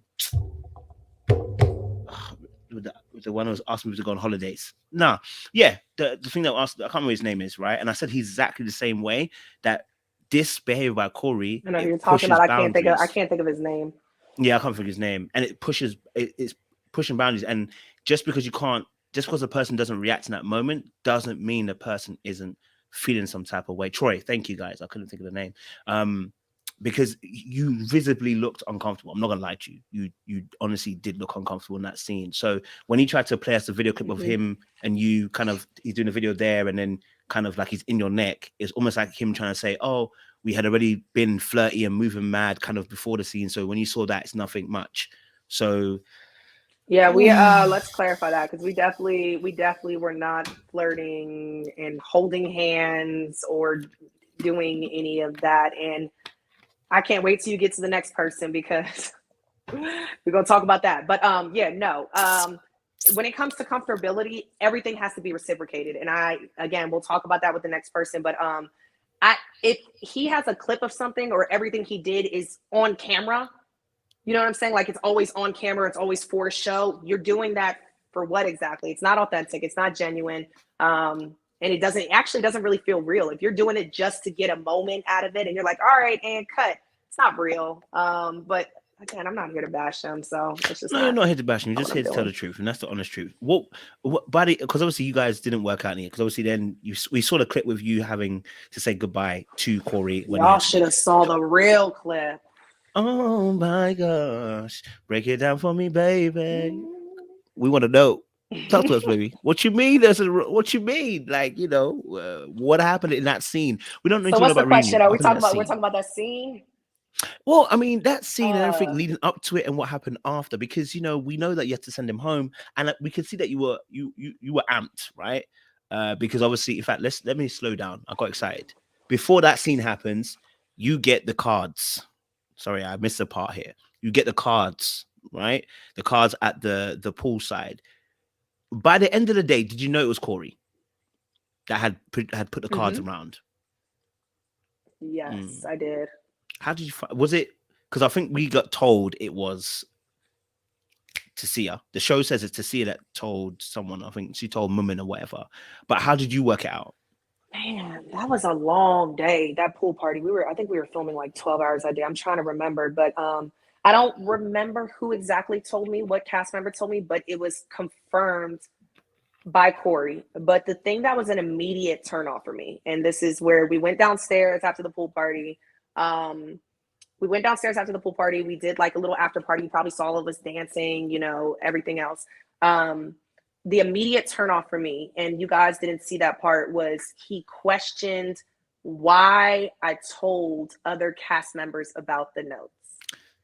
And as a woman, when I do something with pure intentions, with a good heart, you could tell whoever, however, whenever, because I stand 10 toes down on what I did for you, because that came from my heart, right? When he questioned, you know, why did you tell the other cast members? It was because of the backlash that, you know, he got from Umin or got from any of the other girls that he was dating. And I was like, it's actually kind of corny, to be honest. It was, when you do something, like you put the notes out there on national television, you put the notes out there in front of producers, in front of other cast members. Everybody knew it was you. So when I found the notes, was I not supposed to speak on it? It was so weird. I was like, that was just a turnoff for me. I was like, I'm not hiding how I move when it comes to love. Like when I love, I love hard, and I shout it from the rooftop. So for him, it was just weird. It just was weird. It kind of weirded me out. But yeah, where are we at now? We're talking about the oh yeah, we already finished the notes. Okay, yeah. So there's that about the notes. I thought it was a nice gesture at first, but then, like I said, when he asked me why I was telling other cast members, I thought that was corny.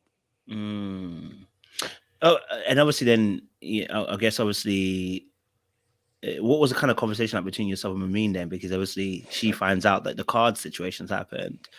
How do you? How's that conversation me and going? We didn't speak. Again, I didn't have a lot of the cast number. I was so busy outside of filming. So the first time that the cards notes kind of got brought up on camera, when y'all saw it, is when we first spoke about it. When me and her and I first spoke about the notes. And she definitely didn't like it. And she had every reason to feel the way she felt, because I was unaware that he was building something with her. You know what I'm saying? Again, I was in my own world. I was literally in my own world when it came to this process. I was literally just pure intentions, pure heart, was just trying to focus on one person or two people. I didn't want to date all of the guys. That wasn't what I wanted to do. So, yeah, at that deliberation, when she spoke on it and she said, you know, Corey asked me to meet his parents, I was like, I only have one parent, and you don't meet the queen that easy. It doesn't work like that. You're not. I can probably count 2 fingers of men that have met my mother, and I'm 31 years old. You're not meeting my mom. So me and her both kind of expressed the same feelings about that, because she said the same thing. Like, you don't just introduce somebody to your parents. That's real. And that's why I said that. How many people do you want to meet your parents? Can you count? Like, I meant that. Like, why do you? He said it to, I think, 3 girls on the cast. It was me, Moomin, and can't remember the third girl. He said it to one other girl that he wanted to meet his parents. And I was like, this is a game to him. That's when I really, the first part was when he had asked me about the notes and why I spoke on it. That was the first red flag. I thought that was corny. The second was the whole parents thing. And that's why I ripped the notes up. I was like, this is a waste of my time. I'm out. Like, this dude's corny. So that deliberation, when we went around to vote and we had to say, who are we? Of course, Nephew Tommy, who do you like? Who do you don't like? My don't like was Corey. I was like, he's got to go. Like, got to go. That's who I voted for. You guys didn't see that, but I definitely voted for him because at that time, like once I know you're playing games, like especially because Corey is like 42, I don't know, 44. I'm not sure exactly how old he is. I'm 31. I don't have time for games. I know people are sitting there looking at me being the youngest one on the cast, but like I don't have time for games. This is not what I signed up for. So fast forward into that date where I had to eliminate him. It was tense. It was definitely fired up. I had a few moments where I felt like I was talking to my ex, where Corey was talking down to me. I felt like he was talking at me, if that makes sense. He didn't have accountability. When I said you lied, he did not have accountability. He didn't think he Trust lied. me. So I was like, man, this is kind of reminiscent of my relationship. Like, you don't feel like you lied. You're on camera lying. How do you lie about lying? That doesn't make sense. And once you lie about one thing, you got to keep lying. And then how do you get out of this lie? It doesn't make sense. So, yeah, one thing he kept doing, he kept giving me analogies. Okay. I'm college educated. Listen, he was doing it on the live. I'm college educated. He kept giving me analogies. And, oh, you said he's on here? No, I said he was saying that on the live when we were doing it. I was about to say, I'm gonna speak on it. So he kept giving me analogies, and he would just, and I'm gonna come up with a hypothetical, right? Like he would be like, you gotta understand the reason why I did it. Relationships are kind of like, and he'd compare a relationship to something else. That was the first thing. Then he did, like 5 minutes later, he did another analogy. And then the third time he did another analogy. And I looked at him, I was like, stop giving me fucking analogies. I feel like you're talking down to me. Like, I can't understand what you're saying. Like, I'm smart, okay? Like, I'm college educated. I know what you're saying. When you give it an analogy and you're breaking something down for somebody, it's because you feel like maybe that person doesn't understand. He literally gave me like 3 back-to-back analogies. And I looked at him, and I looked at the director, and I was like, why do you keep giving me analogies? Like, I don't know what you're talking about. You're literally talking down to me as if I'm dumb, as if I don't understand. The last analogy, relationships are kind of like the relationship you have with your son. I said,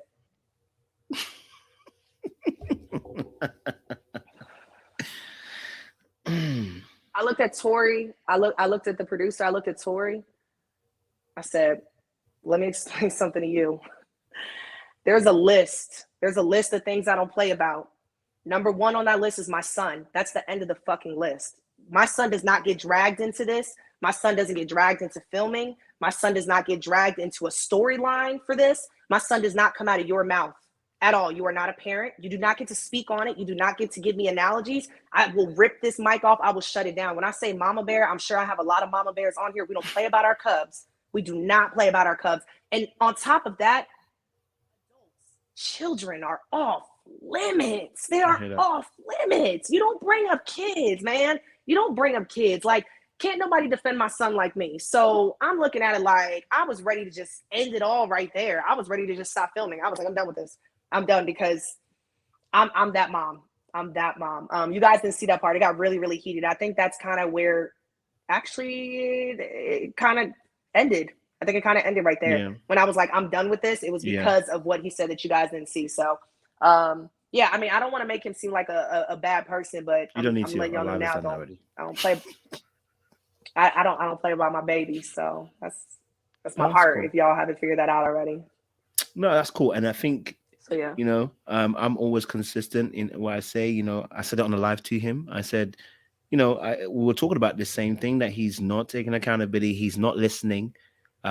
He's not taking into account the other person's feelings. Everything seems to be about I. This is why I was asking you about the moment that happened at the ice rink, because he made it, the wording he used was very specific, which is why I let people speak for long periods. Like, I need people to learn and to listen. These are things that people are doing, right? He kept on saying I. It was a moment for me. It was a moment for I. It was a moment to this. And when you hear those things, you have to be very careful. And what you've explained now has told us very clearly that the way he's explained it is exactly what we thought it was, but he tried to flip it a different way. So, yeah. Man, yeah. The lack of accountability, yeah. It reminded me of my last relationship. And one thing I told myself once I healed from my last relationship, I was never going to go through that same relationship again. Never. So, like I said, things slowly started to dwindle out that you guys didn't see behind camera. But of course, I still had to have my love interest or whatever. I don't know. But again, I'm not here. This isn't a Corey bashing session. But if we're going to speak on it, and we're going to speak on it, we're going to say what really happened. So that's the reason why I stood up and I was like, I'm done. I'm not doing this no more. No, it makes sense, and thank you for confirming what we thought we knew, but we needed that confirmation as well. So yeah, I appreciate it. Now we know for the truth. Ladies, stay away from people like Corey. Okay, I can say it.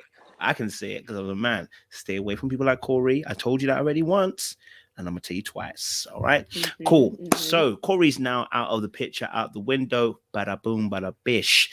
Now, Courtney, this is where I gave you hard reviews. I'm ready for this one right here. I Listen, gave I'm you ready some because I reviews, cannot wait. We need to know because sis, listen. At first, when you started, I was like, asked everybody. I put the first video. I said, Courtney is amazing. Look how she's just flirting with Cornelius, just drawing him in. The brother was, reading Songs of Solomon, and he was just there. He was locked in.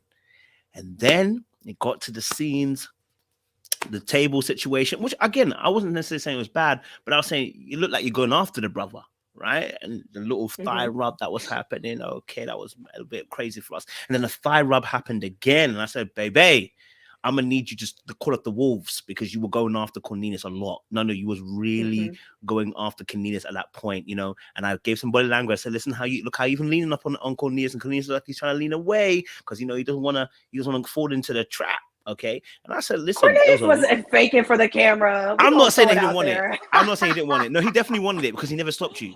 Like he was inviting it, right? When the question was asked at the table between you and Walter and Kamile. When he was told, like, should you stop? He was like, you don't have to tell her nothing. So we knew he was partly complicit. But Courtney, from what we are seeing, you was the assertive one, overly assertive, overly pursuing, trying to chow down some food on Cornelius. So I want to get your perspective now. All right, this is one perspective because I gave you hard criticism and judgment here. There was a lot of masculine coming from you at that time.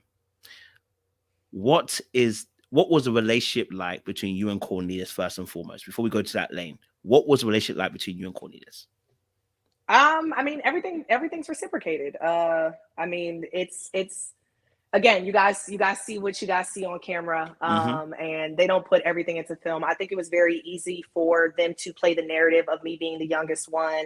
I know people constantly were like, she leads every conversation with sex. I didn't lead every conversation with sex. You got to see how it looks when it's edited. I talked about my son. I talked about my business. I talked about my mother. I talked about my father, my brother. I talked about so many different things, but not everything is good for TV. Not everything is what the show wants you to see. So I think it was easy for them to take the narrative. And if you look at it, I think it's episode 1, 2, and 3. I'm wearing the same pink dress on green screen. So it was one conversation that was chopped up and brought into different episodes. So it looks like I'm constantly talking about it, but it was one conversation. I think it was also easy for them to take the narrative of, and let's clarify this, because if you saw the date with Walter, me, Cornelius, and Kamile, he made a comment. I don't know if you guys caught that, but he made a comment and he was like, we were talking about the whole sex before marriage thing. And he said, yeah, because if there's a slip up, do you remember that?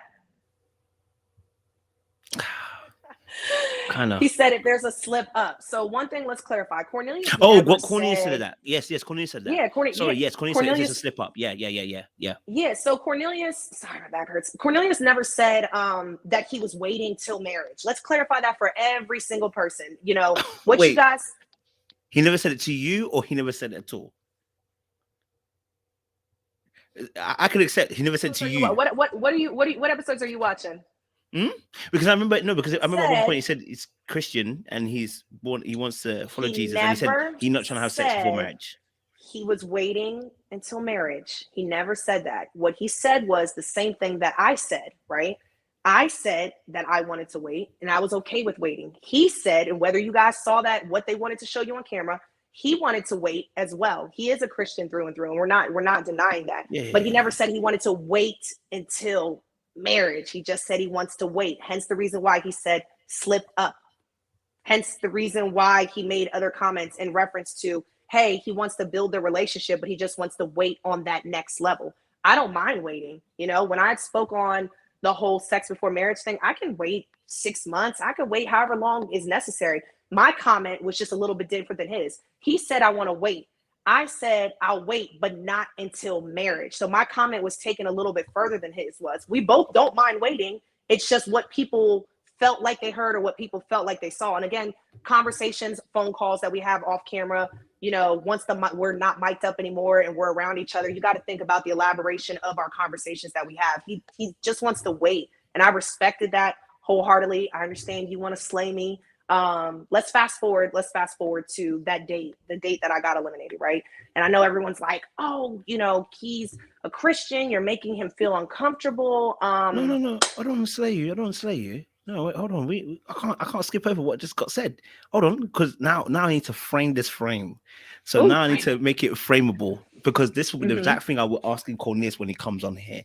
So you're telling me to what you know, to what you have, to what, okay, let me make it clear.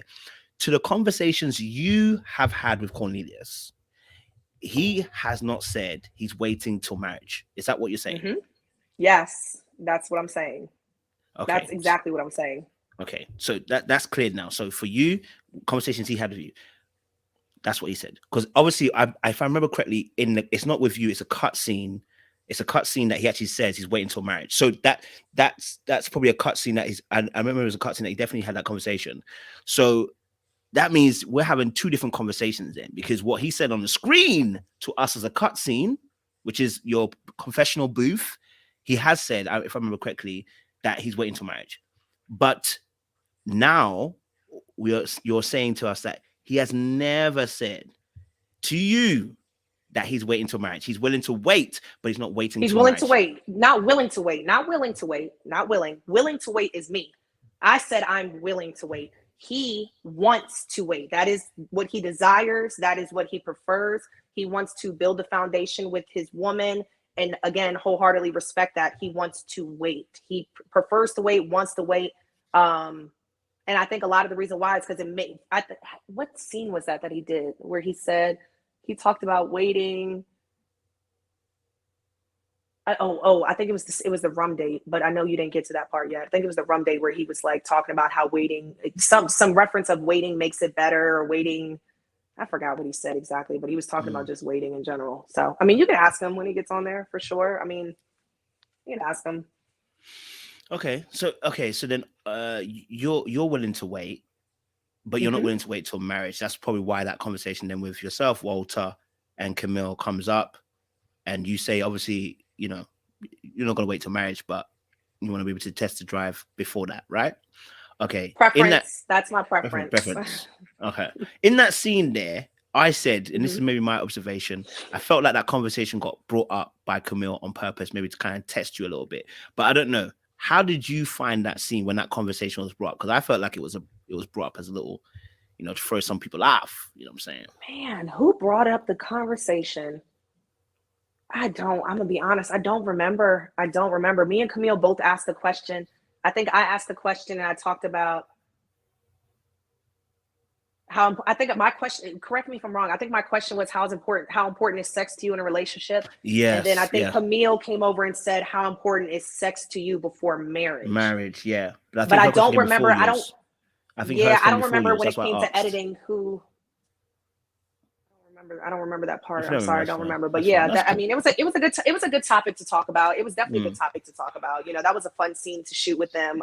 And those type of conversations need to be brought up. I know a lot of people are like, that's difficult in relationships. I talk about the difficult stuff because I don't want to waste somebody's time if I'm not their cup of tea, and I don't want them wasting mine. You know, I dated a guy when I was living in Richmond, and I dated him for like 6-8 months. This is back in maybe my early 20s. I think I was like 24. And when I dated him, after like 6-8 months, I found out he had a vasectomy. Never had kids, didn't want kids.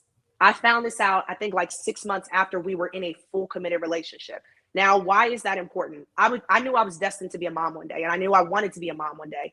And these are tough questions that you should ask when it comes to dating. And you learn this in life, you know, these tough questions. He didn't want kids. I wanted kids. Therefore, the relationship wasn't going to go anywhere. So when we talk about sex before marriage, you guys, I mean, a lot of people are like, she led with this. We have talked about everything under the sun. I told y'all 50 hours a week, weeks and weeks and weeks we're filming. So these are tough questions that you eventually need to ask. I don't fault Kamille for asking about finances. Ask about that stuff, because the number one reason for divorces isn't cheating. It's finances. It's literally finances. That's the number one reason. So eventually, over time, as you get to film with these people and you're getting to know them, these conversations, you should bring them up. Find out where people, what people are feeling, what they're thinking.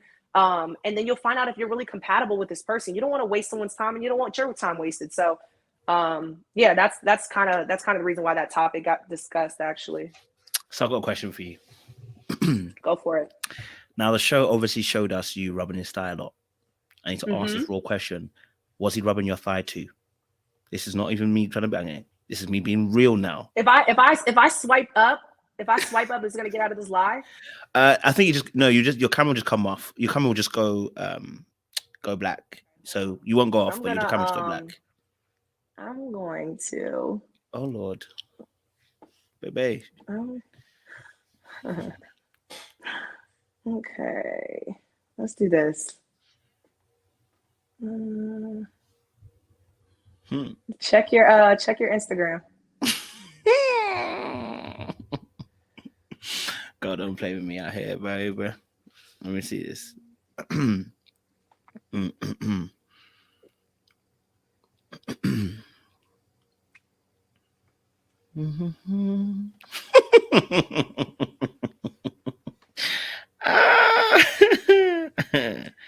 Okay. Let me ask you a question, Cody. Let me ask you a question, okay? On the Little Black Book.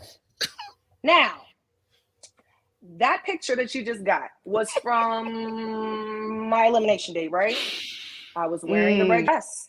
That was the same date that everyone said that he felt uncomfortable, that his thigh was being rubbed. Now, can you please explain to the people what kind of picture? I mean, and also please talk about the hand placement of the other party, please, if you don't mind. Cornelius, you got questions that are going to come your way during our one-to-one. Let's explain to the people what you got on your side. I mean, hand placement. Where are his hands?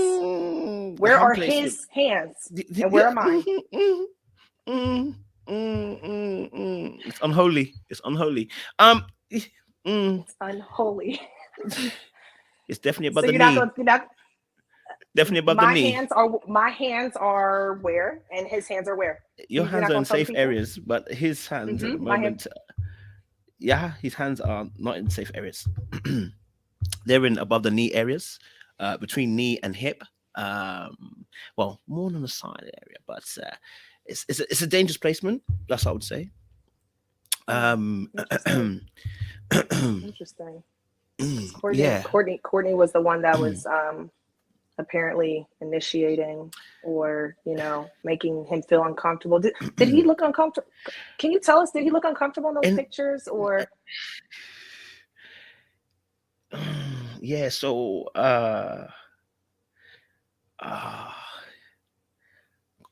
Cornelius, waiting on you. I'm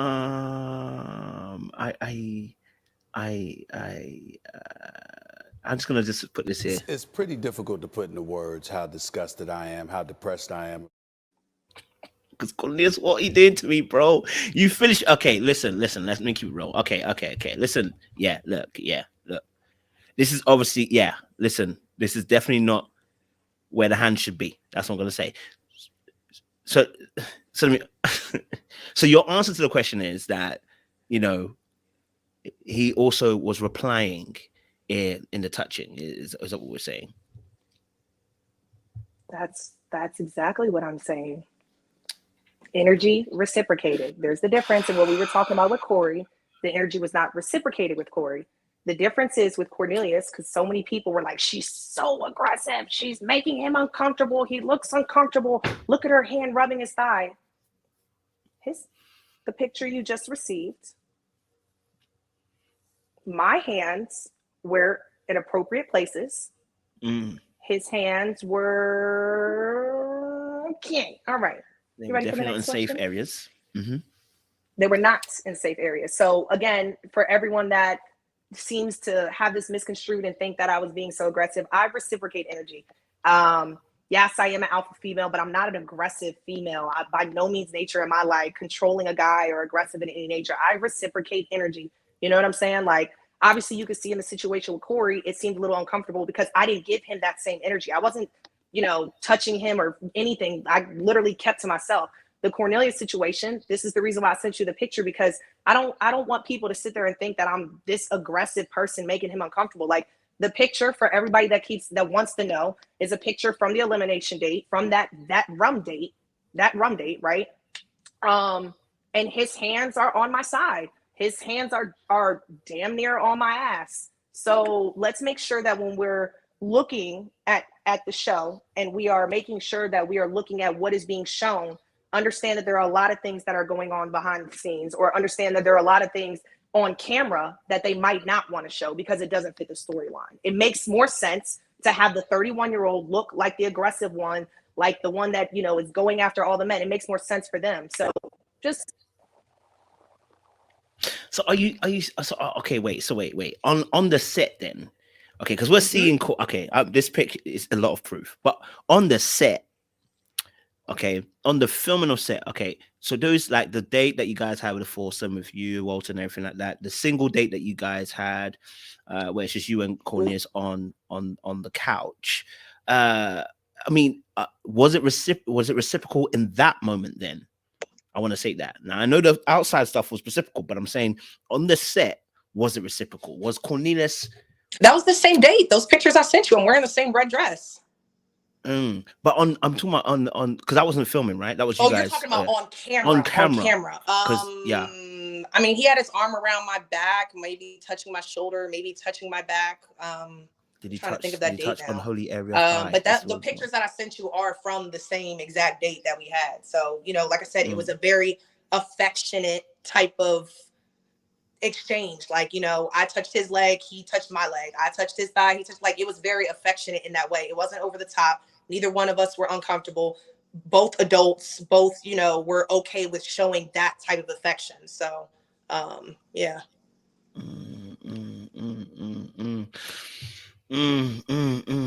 Okay, but let me ask a question. Was he ever leading in the touching first? This is what I'm asking. Like, was he the one touching first? That's what I'm asking.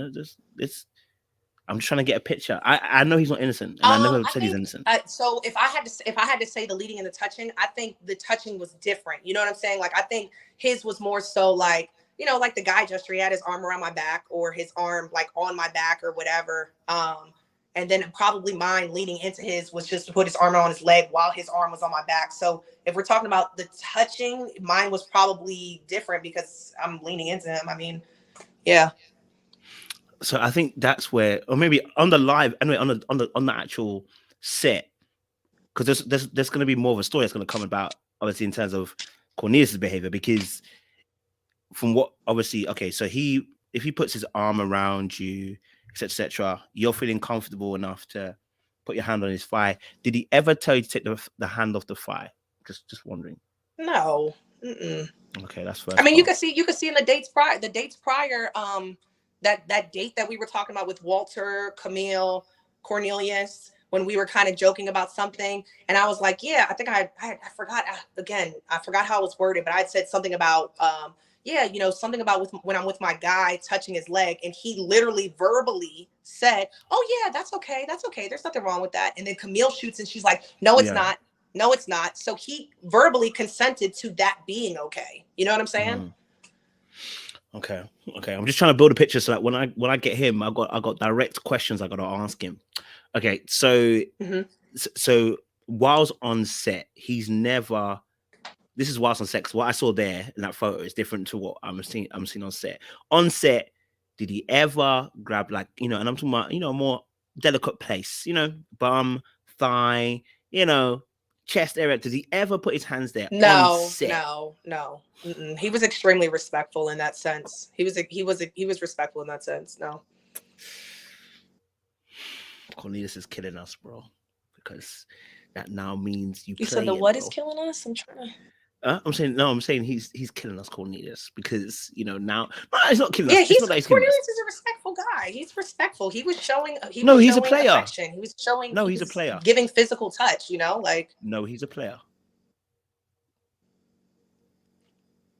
I mean, we can call a spade if you want to do that. Yeah, let's call it what it is. He's playing.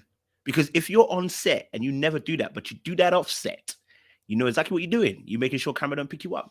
That's a guy who's thinking. I mean, you got the proof, so. Courtney, I know you, some probably in this chat. We're going to find out. We're going to talk to you later. You better not avoid me in this interview. Definitely reach out to him. We definitely better not avoid this interview because you're playing out here. Okay, cool.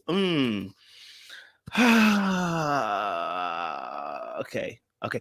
But okay, so let me ask a real question though. In terms of yourself and Cornelius, did you feel like you were asserting more though? And I'm talking about in general. I'm not just talking about hand touching thigh because we've discussed that already. But in general, were you feeling like you were asserting more? Because from our perspective, it looked like you were leading a lot of the interactions, conversations, everything like that. It felt like you were kind of leading it all. So did you feel like that?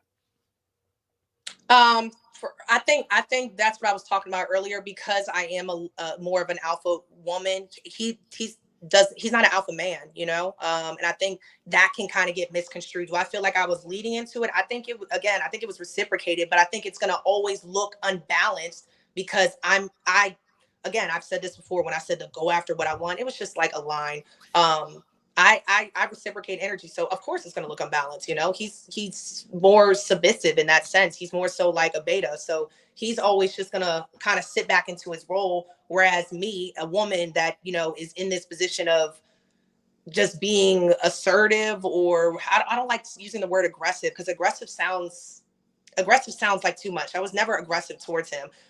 Yeah, but I would say I did give more assertiveness than he was, but that's because he's a different type of man than, you know, I am as a woman. You get what I'm saying? Kind of. No, I agree that. I agree that. I mean, I don't disagree with that particular point you've made there. So would it have worked long term then between yourself and Cornelius then? Because obviously, if you're not going to be able to rest in your femininity, would that have worked? Would that worked in the long run?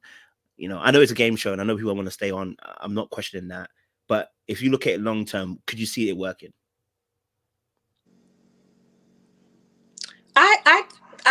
Yeah. I mean, Cornelius is a great guy. He definitely is. I think he's more submissive than I would prefer. Like if we were talking about, if we reference back to when we were talking about opposites, because I'm an alpha woman and I think my balance would be someone that kind of carries himself like my ex that passed away when we were talking about that. I don't think Cornelius is on that level of that, but I think he comes across a little bit more submissive. And you can kind of tell like what you guys are seeing with the whole Kamile situation. You know, what you guys are seeing on camera, it's showing that he would have never been able, and no disrespect to Cornelius at all if he's on here, even if he's not on here, it's no disrespect to him whatsoever, but we would have never worked out whatsoever, because I don't want a man that submits like that to a woman. You know, that's a turn off for me. I need my man to be able to stand up when certain things are being said that you don't like. Like, for example, that one pool scene where you saw Kamile upset because Sydney, shout out to my girl Sydney. I've known Sydney forever. That's my girl. You know, I've known her for years. When Sydney came out, she was kind of upset about that. And Kamile kind of came at him. All is forgiven on their part. But like, you could tell what type of man he was when he didn't stand up to her at that point. You know, when she had came at him and said what she said, and, you know, what she call him, a country bumpkin or something like that. I forgot what she called him. She kind of disrespected him. She kind of disrespected him. When he didn't stand up for himself, that's when I watched that back, I was like, we would have never worked out, because that exchange right there, I mean, it shows how submissive he is. Either that or he's not confrontational. Maybe he doesn't like confronting, but there's a way as a man to be non-confrontational, but to still, you know, make sure that you have your respect there, you know? That, I don't know. Did you see that scene though when you were at the pool, or was that away from you guys, that scene? Yeah, we saw that scene. Oh, so you also saw that whole scene unfold live at the pool? No, we all saw it. Get out of here.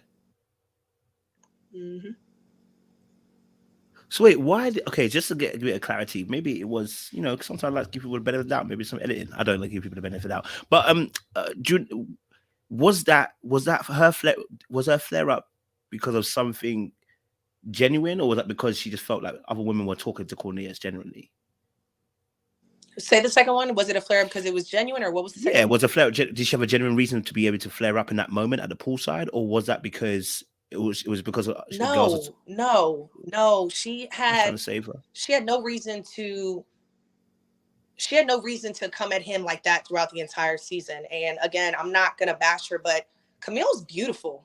Like Kamile is beautiful. She is, I mean, skin on fleek, hair popping, body banging, degreed up, beautiful. Okay, we're not ever gonna take that away from her. She's got it going on. Okay, I think the thing that a lot of people are kind of missing. I don't know if she was trying to play the role or whatever the case was, but I feel like she saw competition. I'm gonna say with me. I'm going to say with Sydney when she came out. I'm going to say maybe with some of the other ladies because we're not always all filming together. And in this process and in life in general, I've never looked at another woman and felt like they were my competition because I'm only competing with myself. You know what I'm saying? Like when I look in the mirror, my only competition is to be the best version of myself. That's my competition. But yeah, I mean, what you guys saw on there, she definitely was upset. And I think she was upset because Cornelius was talking to Sydney. I think she was upset because maybe she wasn't getting the attention, but that was something I never really understood about her because like I said, she's beautiful and women like her, you don't have to do too much to get a lot, you know, she's got it going on. We're not going to negotiate that. I think she just didn't handle herself accordingly. And maybe she just has a few things that she's been through in life when it comes to men. I mean, she's been engaged 3 times. So maybe that could be a trigger for her when it comes to relationships is, you know, when you talk to her as well, whenever, ask her those questions too. Like, why did you feel like that was necessary? Why did you feel like that? Because we saw it unfold. We saw her on camera. We saw her off camera. We saw how she acted both ways. And I didn't understand it at the time. And I still don't really understand it now, to be honest with you. I got a flip question I want to come back to with yourself and Cornelius. Obviously we see you touching on set. Okay, was he more touchy? I have to keep it a buck. Was he more touchy-feely off camera? I'm just gonna ask that question. Was he more touchy-feely off camera? Yes. And not disrespectful. Let's clarify that. No, never in disrespectful way. I'm talking just like about the pictures I showed you, like yeah, just physical touch, like arm or just things that were appropriate. Like I didn't find it inappropriate that what he was doing. Like the pictures that I sent you where he had his hand on my thigh. You know what I'm saying? I didn't feel uncomfortable, and I didn't think there was nothing wrong with the picture. I actually posted a picture on my Instagram the night that I got eliminated. I went on my Instagram, I posted a picture and I wrote a really nice note to Cornelius. And I was like, you know, stay true to your values, stay true to yourself. Thank you for a wonderful date. It was amazing, you know, going on the date with you. We had a great time. And he reposted it on his page. So it was definitely reciprocated. Yeah, it was definitely reciprocated. And he definitely, it's kind of funny that people are making it seem like he was uncomfortable because he definitely expressed that he had a good time on that date. Yeah, I think I expressed that he might have felt uncomfortable because in the body language, he's leaning away from you. Like that, the scene, not the first one, but the second one where you're on the couch and you're talking and you're rubbing his thigh. Okay, he's leaning, he's like this. He's like that. Okay. So there can only be 2 things that are happening. Oh, hold that thought. Hold that thought. Hold that thought. Okay, there we go. Okay. Do you mind doing me a solid favor, my black brother? Yes. Checking your Instagram. I'm just gonna check the Instagram once more. You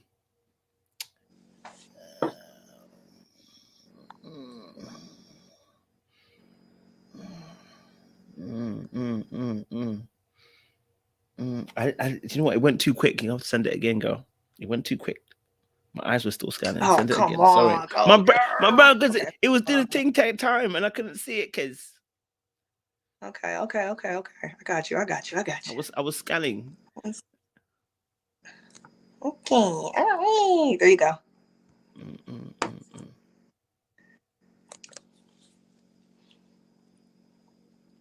Okay. Yeah. Someone said, there she goes with the receipts again, because what y'all not gonna do, I'm gonna defend myself, baby. All right, cool. Hey, Okay. do you mind doing me a favor? Do you mind I don't know, reading the first part, maybe? You're smiling again. What's that smile about? It's almost like you know, on your videos where you said he looks uncomfortable and he, you know, is leaning away from me. But can you just do me a favor, please? Do you mind just reading that first part? I mean, it's a response to the photo that you sent me. And he puts a heart love. Yeah, he heart loves. Do you want to read more? Should I stay there? You can just read what he wrote. And he said, FYI, I did not put you in the bottom on this. Let me skip what he says there, because an NDA, especially not after that great date we had at the rum spots. They edited it to make it make sense for you to go home. I mean,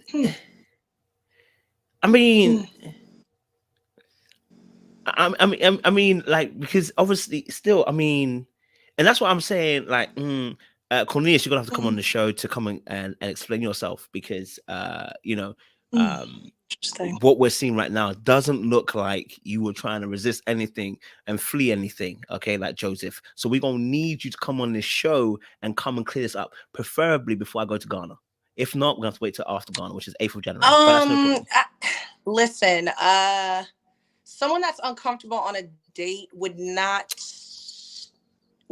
message me the night of my elimination and say that he had a great date and it made sense. They edited to make sense for you to go home.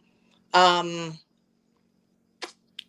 mean, that's what I'm saying. That is, so as I said, that's why I said now it's either he comes on and says he really was uncomfortable, and that's what it really is, and we can discuss that as it is, or the two, he's gonna come on and explain it that he's playing. That's why I said there's no gray here, because if you are on set and you know you don't want to touch somebody, but you are able to do that offset, then you are playing.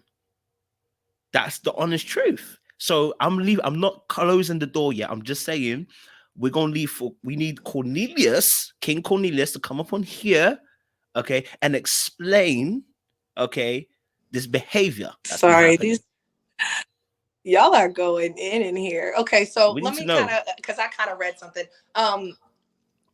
My main reason for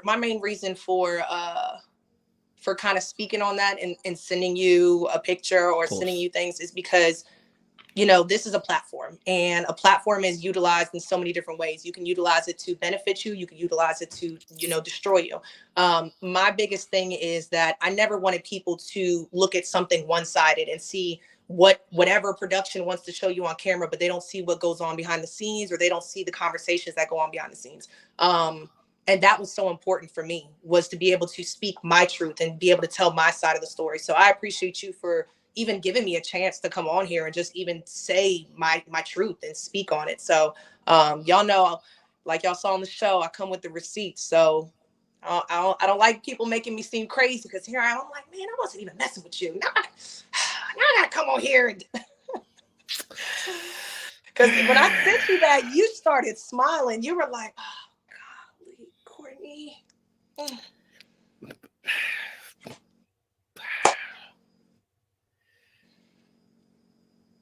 You're speechless. speechless. This is a first. Cornelius, Cornelius got to come up in there and explain himself. Listen, I hope Ready to Love send him off next week so I can get him on here early. Listen, Cornelius got a lot to answer for. That's just what I'm going to say. And if we don't get it before Christmas, guys, you know I'm going to do it after Christmas when I come back. So, you know, I'm struggling. I'm struggling to defend old boy. I'm leaving it open. He's going to come on here and we're going to ask him the questions. That's what I can say. Because it's not looking good right now. Because You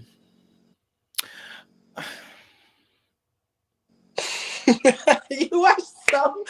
Have any of y'all ever seen him this speechless? Anybody? because it's have your obviously... viewers seen you this speechless? You don't even know what to do with the receipts. Because, like I said, I'm a realist, baby. I told you I didn't have no game plan. I didn't have no rules to this. I wanted to come on here and come on this show, and I wanted to come ready to love and be unapologetically myself.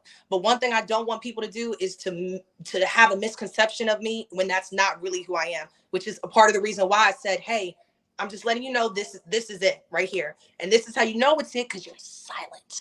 You don't got nothing to say. Cornelius, you better come up in here because you got me up in here looking stupid, okay? Got me here looking all stupid like a country bumpkin ass. That's what I'm looking like right now, a country bumpkin ass. Listen. Your audience is mad right now. They're like, yo, Kojo, get her. No, don't. What? How can I get? Because until I get his side, because I'm seeing what I'm seeing, until I get his side to get the full picture, I can't even say anything because you've given me receipts that are contradicting what I have said previously, what I saw on the screen. So therefore, I can't get at somebody. Ooh. You know, I can't come hard at somebody if the evidence is pointing a different way. So I got to wait for Cornelius to come on here and give us a different perspective. If it's the case, he's going to agree. Man, I want to read some of the. I'm not even going to be able to read these comments, am I? Even after Why? This is over. No, you can. It's on a live chat. It'll be on a live chat. Yeah, when you're on the YouTube link, you can check it. Okay. So here's the thing, right? Which one you want? Which comment do you want to pick up? Oh no. I want to read the commentary of what people are saying on here, because people are like, someone said, go Courtney. I'm not here to bash nobody. I'm just here to defend myself. I'm not here to make people look bad. I'm defending myself just the same way I would want someone to defend me. You know, I definitely thought it was interesting that he posted on his Instagram, which I told him this. I thought it was funny that he posted on his Instagram defending Kamile, but he did not defend me. Which is another reason why, if you go back to the beginning of this interview, why you said, Courtney, who protects you? Did you not ask that question? You said, Courtney, who protects you? So let's take it a step back, okay? Let's take it a step back, because this is your interview, but now we're going to take it a step back. Do you think? You asked me in the beginning, you said, Courtney, who protects you? Cornelius on his Instagram posted a very beautiful, and we're not going to negate that, a very beautiful, heartfelt apology or message to Kamile, right? But when it came to me, I got a private message. Now let's break that down. Why is it that hers was public, but mine was private? Why, as a Black king, are you so loud about defending one Black queen, but not the next Black queen, when you know that's not really what it is? So let's take it back to Courtney. Why are you the way you are? Courtney, why and who protects you? I protect me. I protect me, because at the end of the day, nobody's got my back like I got my own back. And this is the reason why I probably am who I am, because I always have to protect myself, because I feel like sometimes people aren't in my corner. Black kings should be defending Black queens at all times. Everybody. You know that's not the truth. You know this Courtney leads every conversation with sex. Why would you send me a private DM saying we had great conversation, but allow everybody online to slaughter me, making it seem like that's all I talked about? But you DM'd me and said it was a great conversation. So what was the great conversation? Can you go to war for me on your Instagram and say, hey, Courtney and I actually talked about a lot. She's a bomb-ass mother. She's a great businesswoman, because for the love of sweet baby Jesus, everybody thinks I'm not a businesswoman. Allow me to reintroduce myself, okay? My name is Courtney. I am the director of operations and the head of HR for the biggest Black-owned service hospitality company in the DMV. That's why I talk about being a boss, because I have so much weight on my back. That's the reason why it comes across aggressive. That's the reason why it comes assertive, because being a Black woman in a male-dominated industry, being a Black woman at a top position in an industry like that is tough. It's difficult because people are constantly underestimating you. They're thinking, oh, you got your degree, but you're really not as smart. So every day I'm constantly having to prove myself. Who protects me? I protect me at all times. That's how I move. I know it comes across wrong to some people, but I've only came this far to keep going even further in life. And I'm never going to stop just being there for myself and being my own biggest cheerleader. So Cornelius, you got a lot to talk about, my brother. You got a whole lot to talk about, because my guy Kojo right now, he's speechless. He's speechless. What's going on, Ko? What's going on? What you got? What's on your mind over there?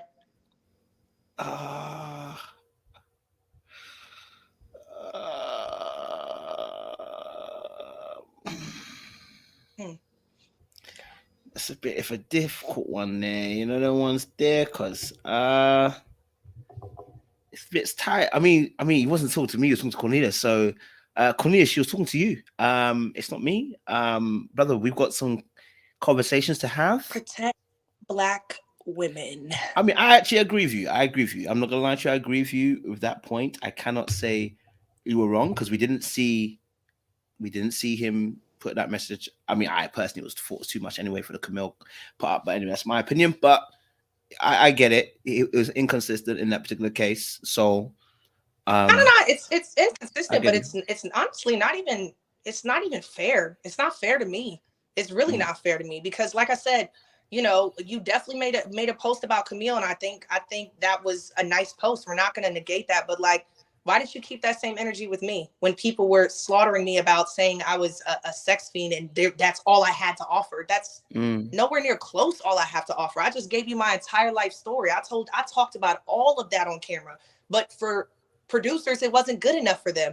They don't want to see somebody that struggled. They don't want to see somebody that went through trauma or went through childhood things, or, you know, is an amazing single mother, or is a businesswoman, or any of those things. That's not fun to watch. You guys don't want to watch that. It's not fun. But my thing is, like, if you're gonna make that public apology to her, I deserve that same damn public apology. I deserve that, because that was not fair to me. That was not fair for me to get slaughtered in that way by everybody, saying he looks uncomfortable, or saying that I came at him this way, or saying that, you know, all those things that they said about him that were derogatory or rude towards me.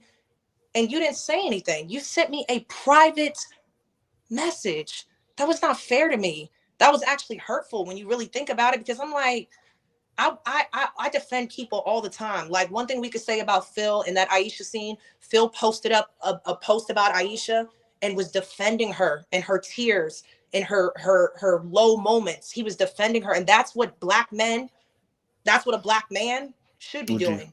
I agree. So, I mean, if that comes across, I ain't never seen it this quiet. No, do you know what? I'm just listening. Do you know what I mean? At the end of the day, it's not always you have to talk, Coach. You know what I'm saying? So I'm listening to what you're saying. I'm also getting what you're saying. You know what I'm saying? And I'm contemplating on what you're saying. And I agree with what you're saying, obviously, about protecting Black women. So I'm not even. That's why I'm just trying to take in what you're saying. There's no comeback to say anything that, do you know what I'm saying? I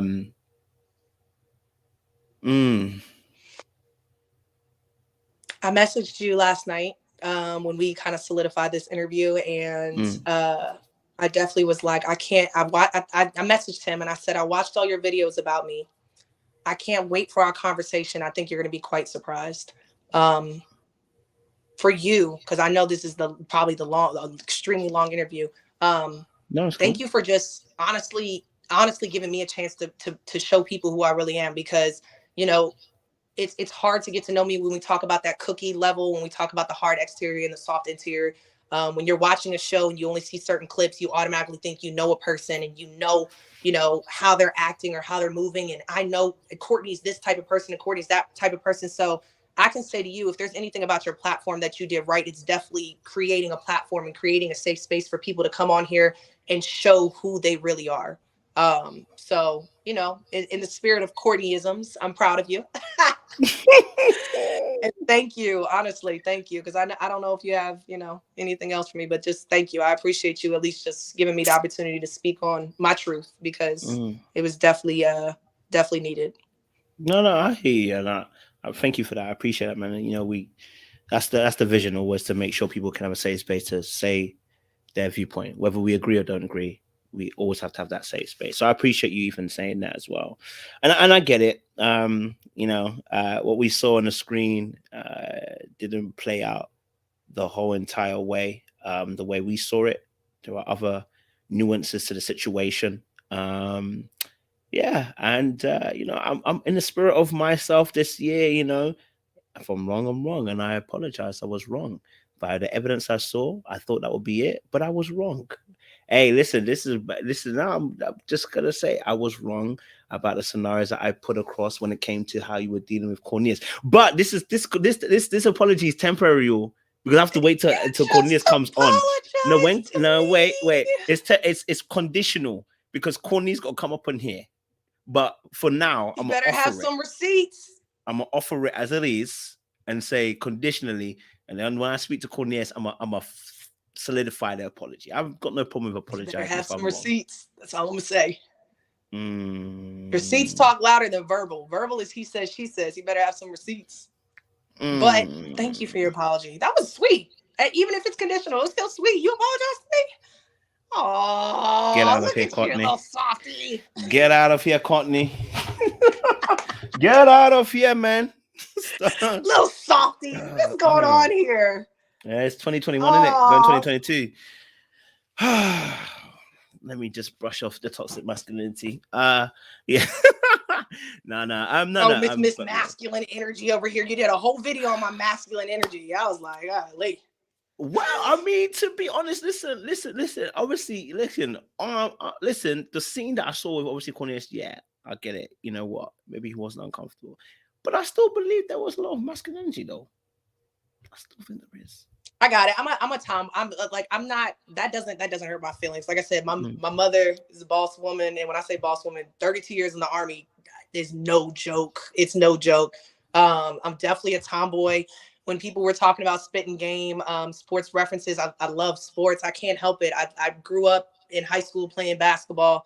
I love sports. I literally watch Sports Center when I'm studying, or I'm watching Sports Center when I'm cooking. Like, I definitely, someone said Courtney looks like the girl that, can go to a bar with her guy and watch a game. I'd love doing that. Like my last boyfriend, we did that. I'm a Redskins fan. He's a Cowboys fan. We used to go to games together. I love it. And I don't think just because a woman likes sports, it should be deemed masculine energy. It's just something I enjoy. I could chill at home and watch TV all day with my man. So if that's masculine energy, I don't know. That's a whole conversation. No. That's not that. That's fine. That's normal, and that is, that's more to do with what your interests are. Your masculinity energy is more in your protection of self. That is where I see the masculine energy. So I don't want to say anything that I wouldn't say live. Like I wouldn't say on a review. That's where I feel the masculine energy is the most. This is why I asked you at the very beginning, who protects you? Because masculine energy is about protection, whether you're male or female. And because you're having to defend yourself all the time, you're constantly in that space of masculine energy. Like I said, your work that you do, obviously, etc. It's a masculine environment, having to kind of be around that. That consistently is going to show to us on the other side. So for instance, just now, right? Even the way you defended yourself, I understood why you were frustrated. I understood why you were in pain. And I understood why you said what you said in the Cornelius situation, right? Because you haven't been protected yet again. So it's like, this is further kind of evidence. Again, I've got to protect myself because no one else will do it for me.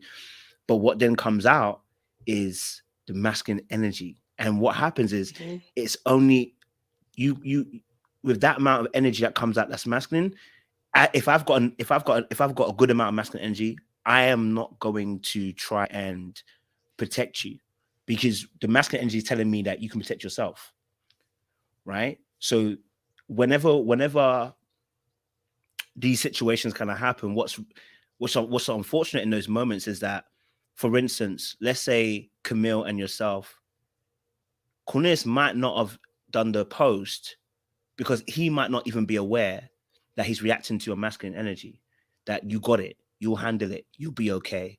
He's actually repeating the cycle of what you've actually experienced in your whole entire life. And a lot of men do this all the time, because we don't realize we're reacting to what energy you're giving us. And then we're saying, okay, you can protect yourself. This is why a lot of black women will scream out, black men don't protect us. Because actually what's happening is the trauma that you've gone through makes the masculine energy rise up. And when we meet you, we're meeting the trauma response and the masculine energy that's there, and we don't want to defend. And then you see some other women who are within our black community, and you see some men want to defend them. You're like, why does he want to defend her? And it's simply because that girl somehow is putting out some feminine energy, and that man will want to cover her. So I understood in that moment when you told me that he didn't protect you, I knew straight away, oh, I get it. I hear you. I'm with you. But I also felt in that moment, I said, see that? Some men will not be able to respond to that. They should do, empathetically, want to cover you. A lot of men won't be able to do that because they sense the masculine energy in that moment, rather than sensing this person's actually hurt. And that's the frustrating thing about human beings.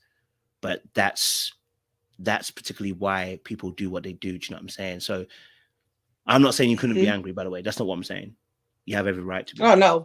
I'm definitely getting well said. Well said. You know what I mean?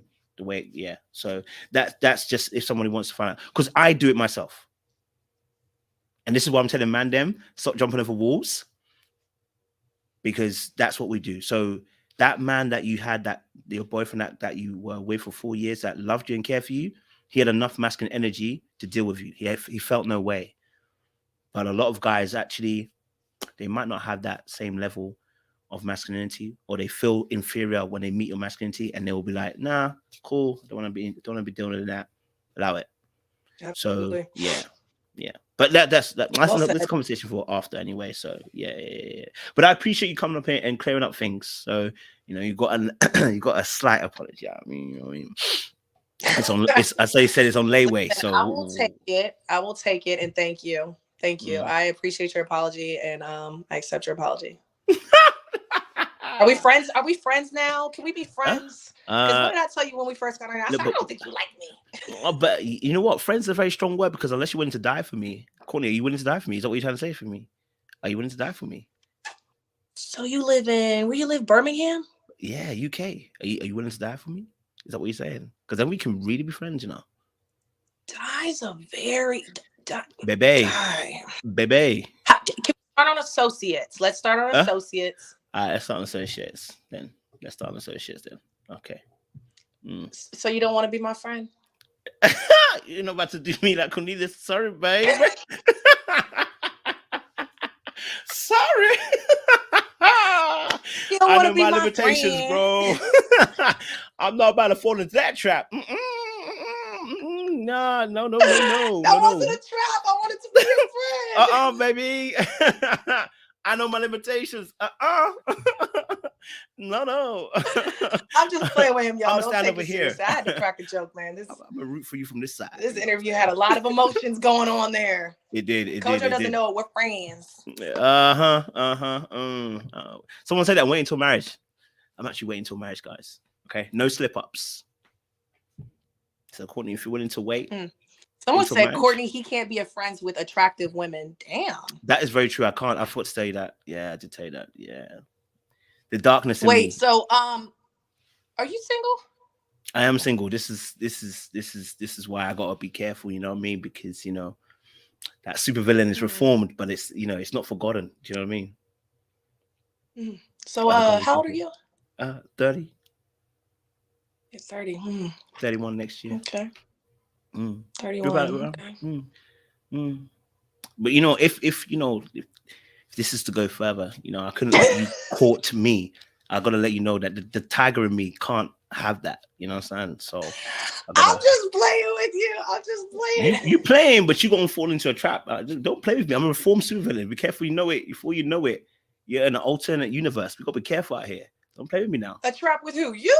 Oh, baby, don't play with me. Don't be thinking because you make videos and about relationships that you know what you're talking about. I showed you my See, that's the hand. point. You've been dealing with beta and alpha males. You haven't met this type of male right here. Do you know about the Sigma male? You see, you don't know about the Sigma male. The most dangerous out of all of them. This is what we use. We don't use all this. I mean, I've got muscles, but we don't use that. It's all about the mind. Be careful. Are you trying to spit game on me right now? I mean, if you think it's game, maybe it's game. But I mean, alas, Ooh, I'm not even. You're flirting. I'm not even out of first gear. I don't know what you're talking about. I just want to let you know something. I really want to tell you that you would not win with me, but I feel like people would slay me in the comments. You might. You couldn't handle me. I couldn't. I mean, you're probably right. Maybe I couldn't handle you. I couldn't handle you. Maybe. But that's just you talking a very good game. You know what I'm saying? It's really difficult when you got to put your money where your mouth is, and then it's a different story. I always do. You see, and you've been dealing with people that, you know, don't know really how to game. So I can understand why you're saying what you're saying. If you're always playing in Division 1 and Division 2, you're not playing in the championship levels, I can understand why you say what you say. But until you meet somebody who can... Sports references. Okay. All right. That's cute. Yeah. That's cute. That's cute. Okay. Trying to hit the sports references. Cornelius didn't want to win the championship. That's why he didn't win. He got redshirted. You know, I just have to bring that back for you. You know, I mean, the way this interview is going, you're giving starter energy. It's giving LeBron with the tech. That's what it's really giving. You know, you have to approach correctly. You know what I'm saying, to the batting field. You know what I'm saying, to the cage. See, it's not the one that speaks the loudest, like you said. I've been paying attention. Don't worry. Yeah, we're just playing. We're not taking. I mean, I don't want to say we're not taking. We're just having fun, y'all. Don't take this. I know people are in the comments like going in about this, but we're just having fun. They've already started calculating my plane flight. It's mad. But guys, alas, this is the end of the road, as Boys to Men said, and what a conversation, you know. And we appreciate you, Courtney, you know, for coming up on here, sharing your truth, and you know, getting me to be speechless too, and entertaining the crowd as well a little bit towards the end as well. So we appreciate you, we honor you, and I can't wait to have you after when reunion hits, because we need to talk, you know. Ooh, the reunion is spicy. It's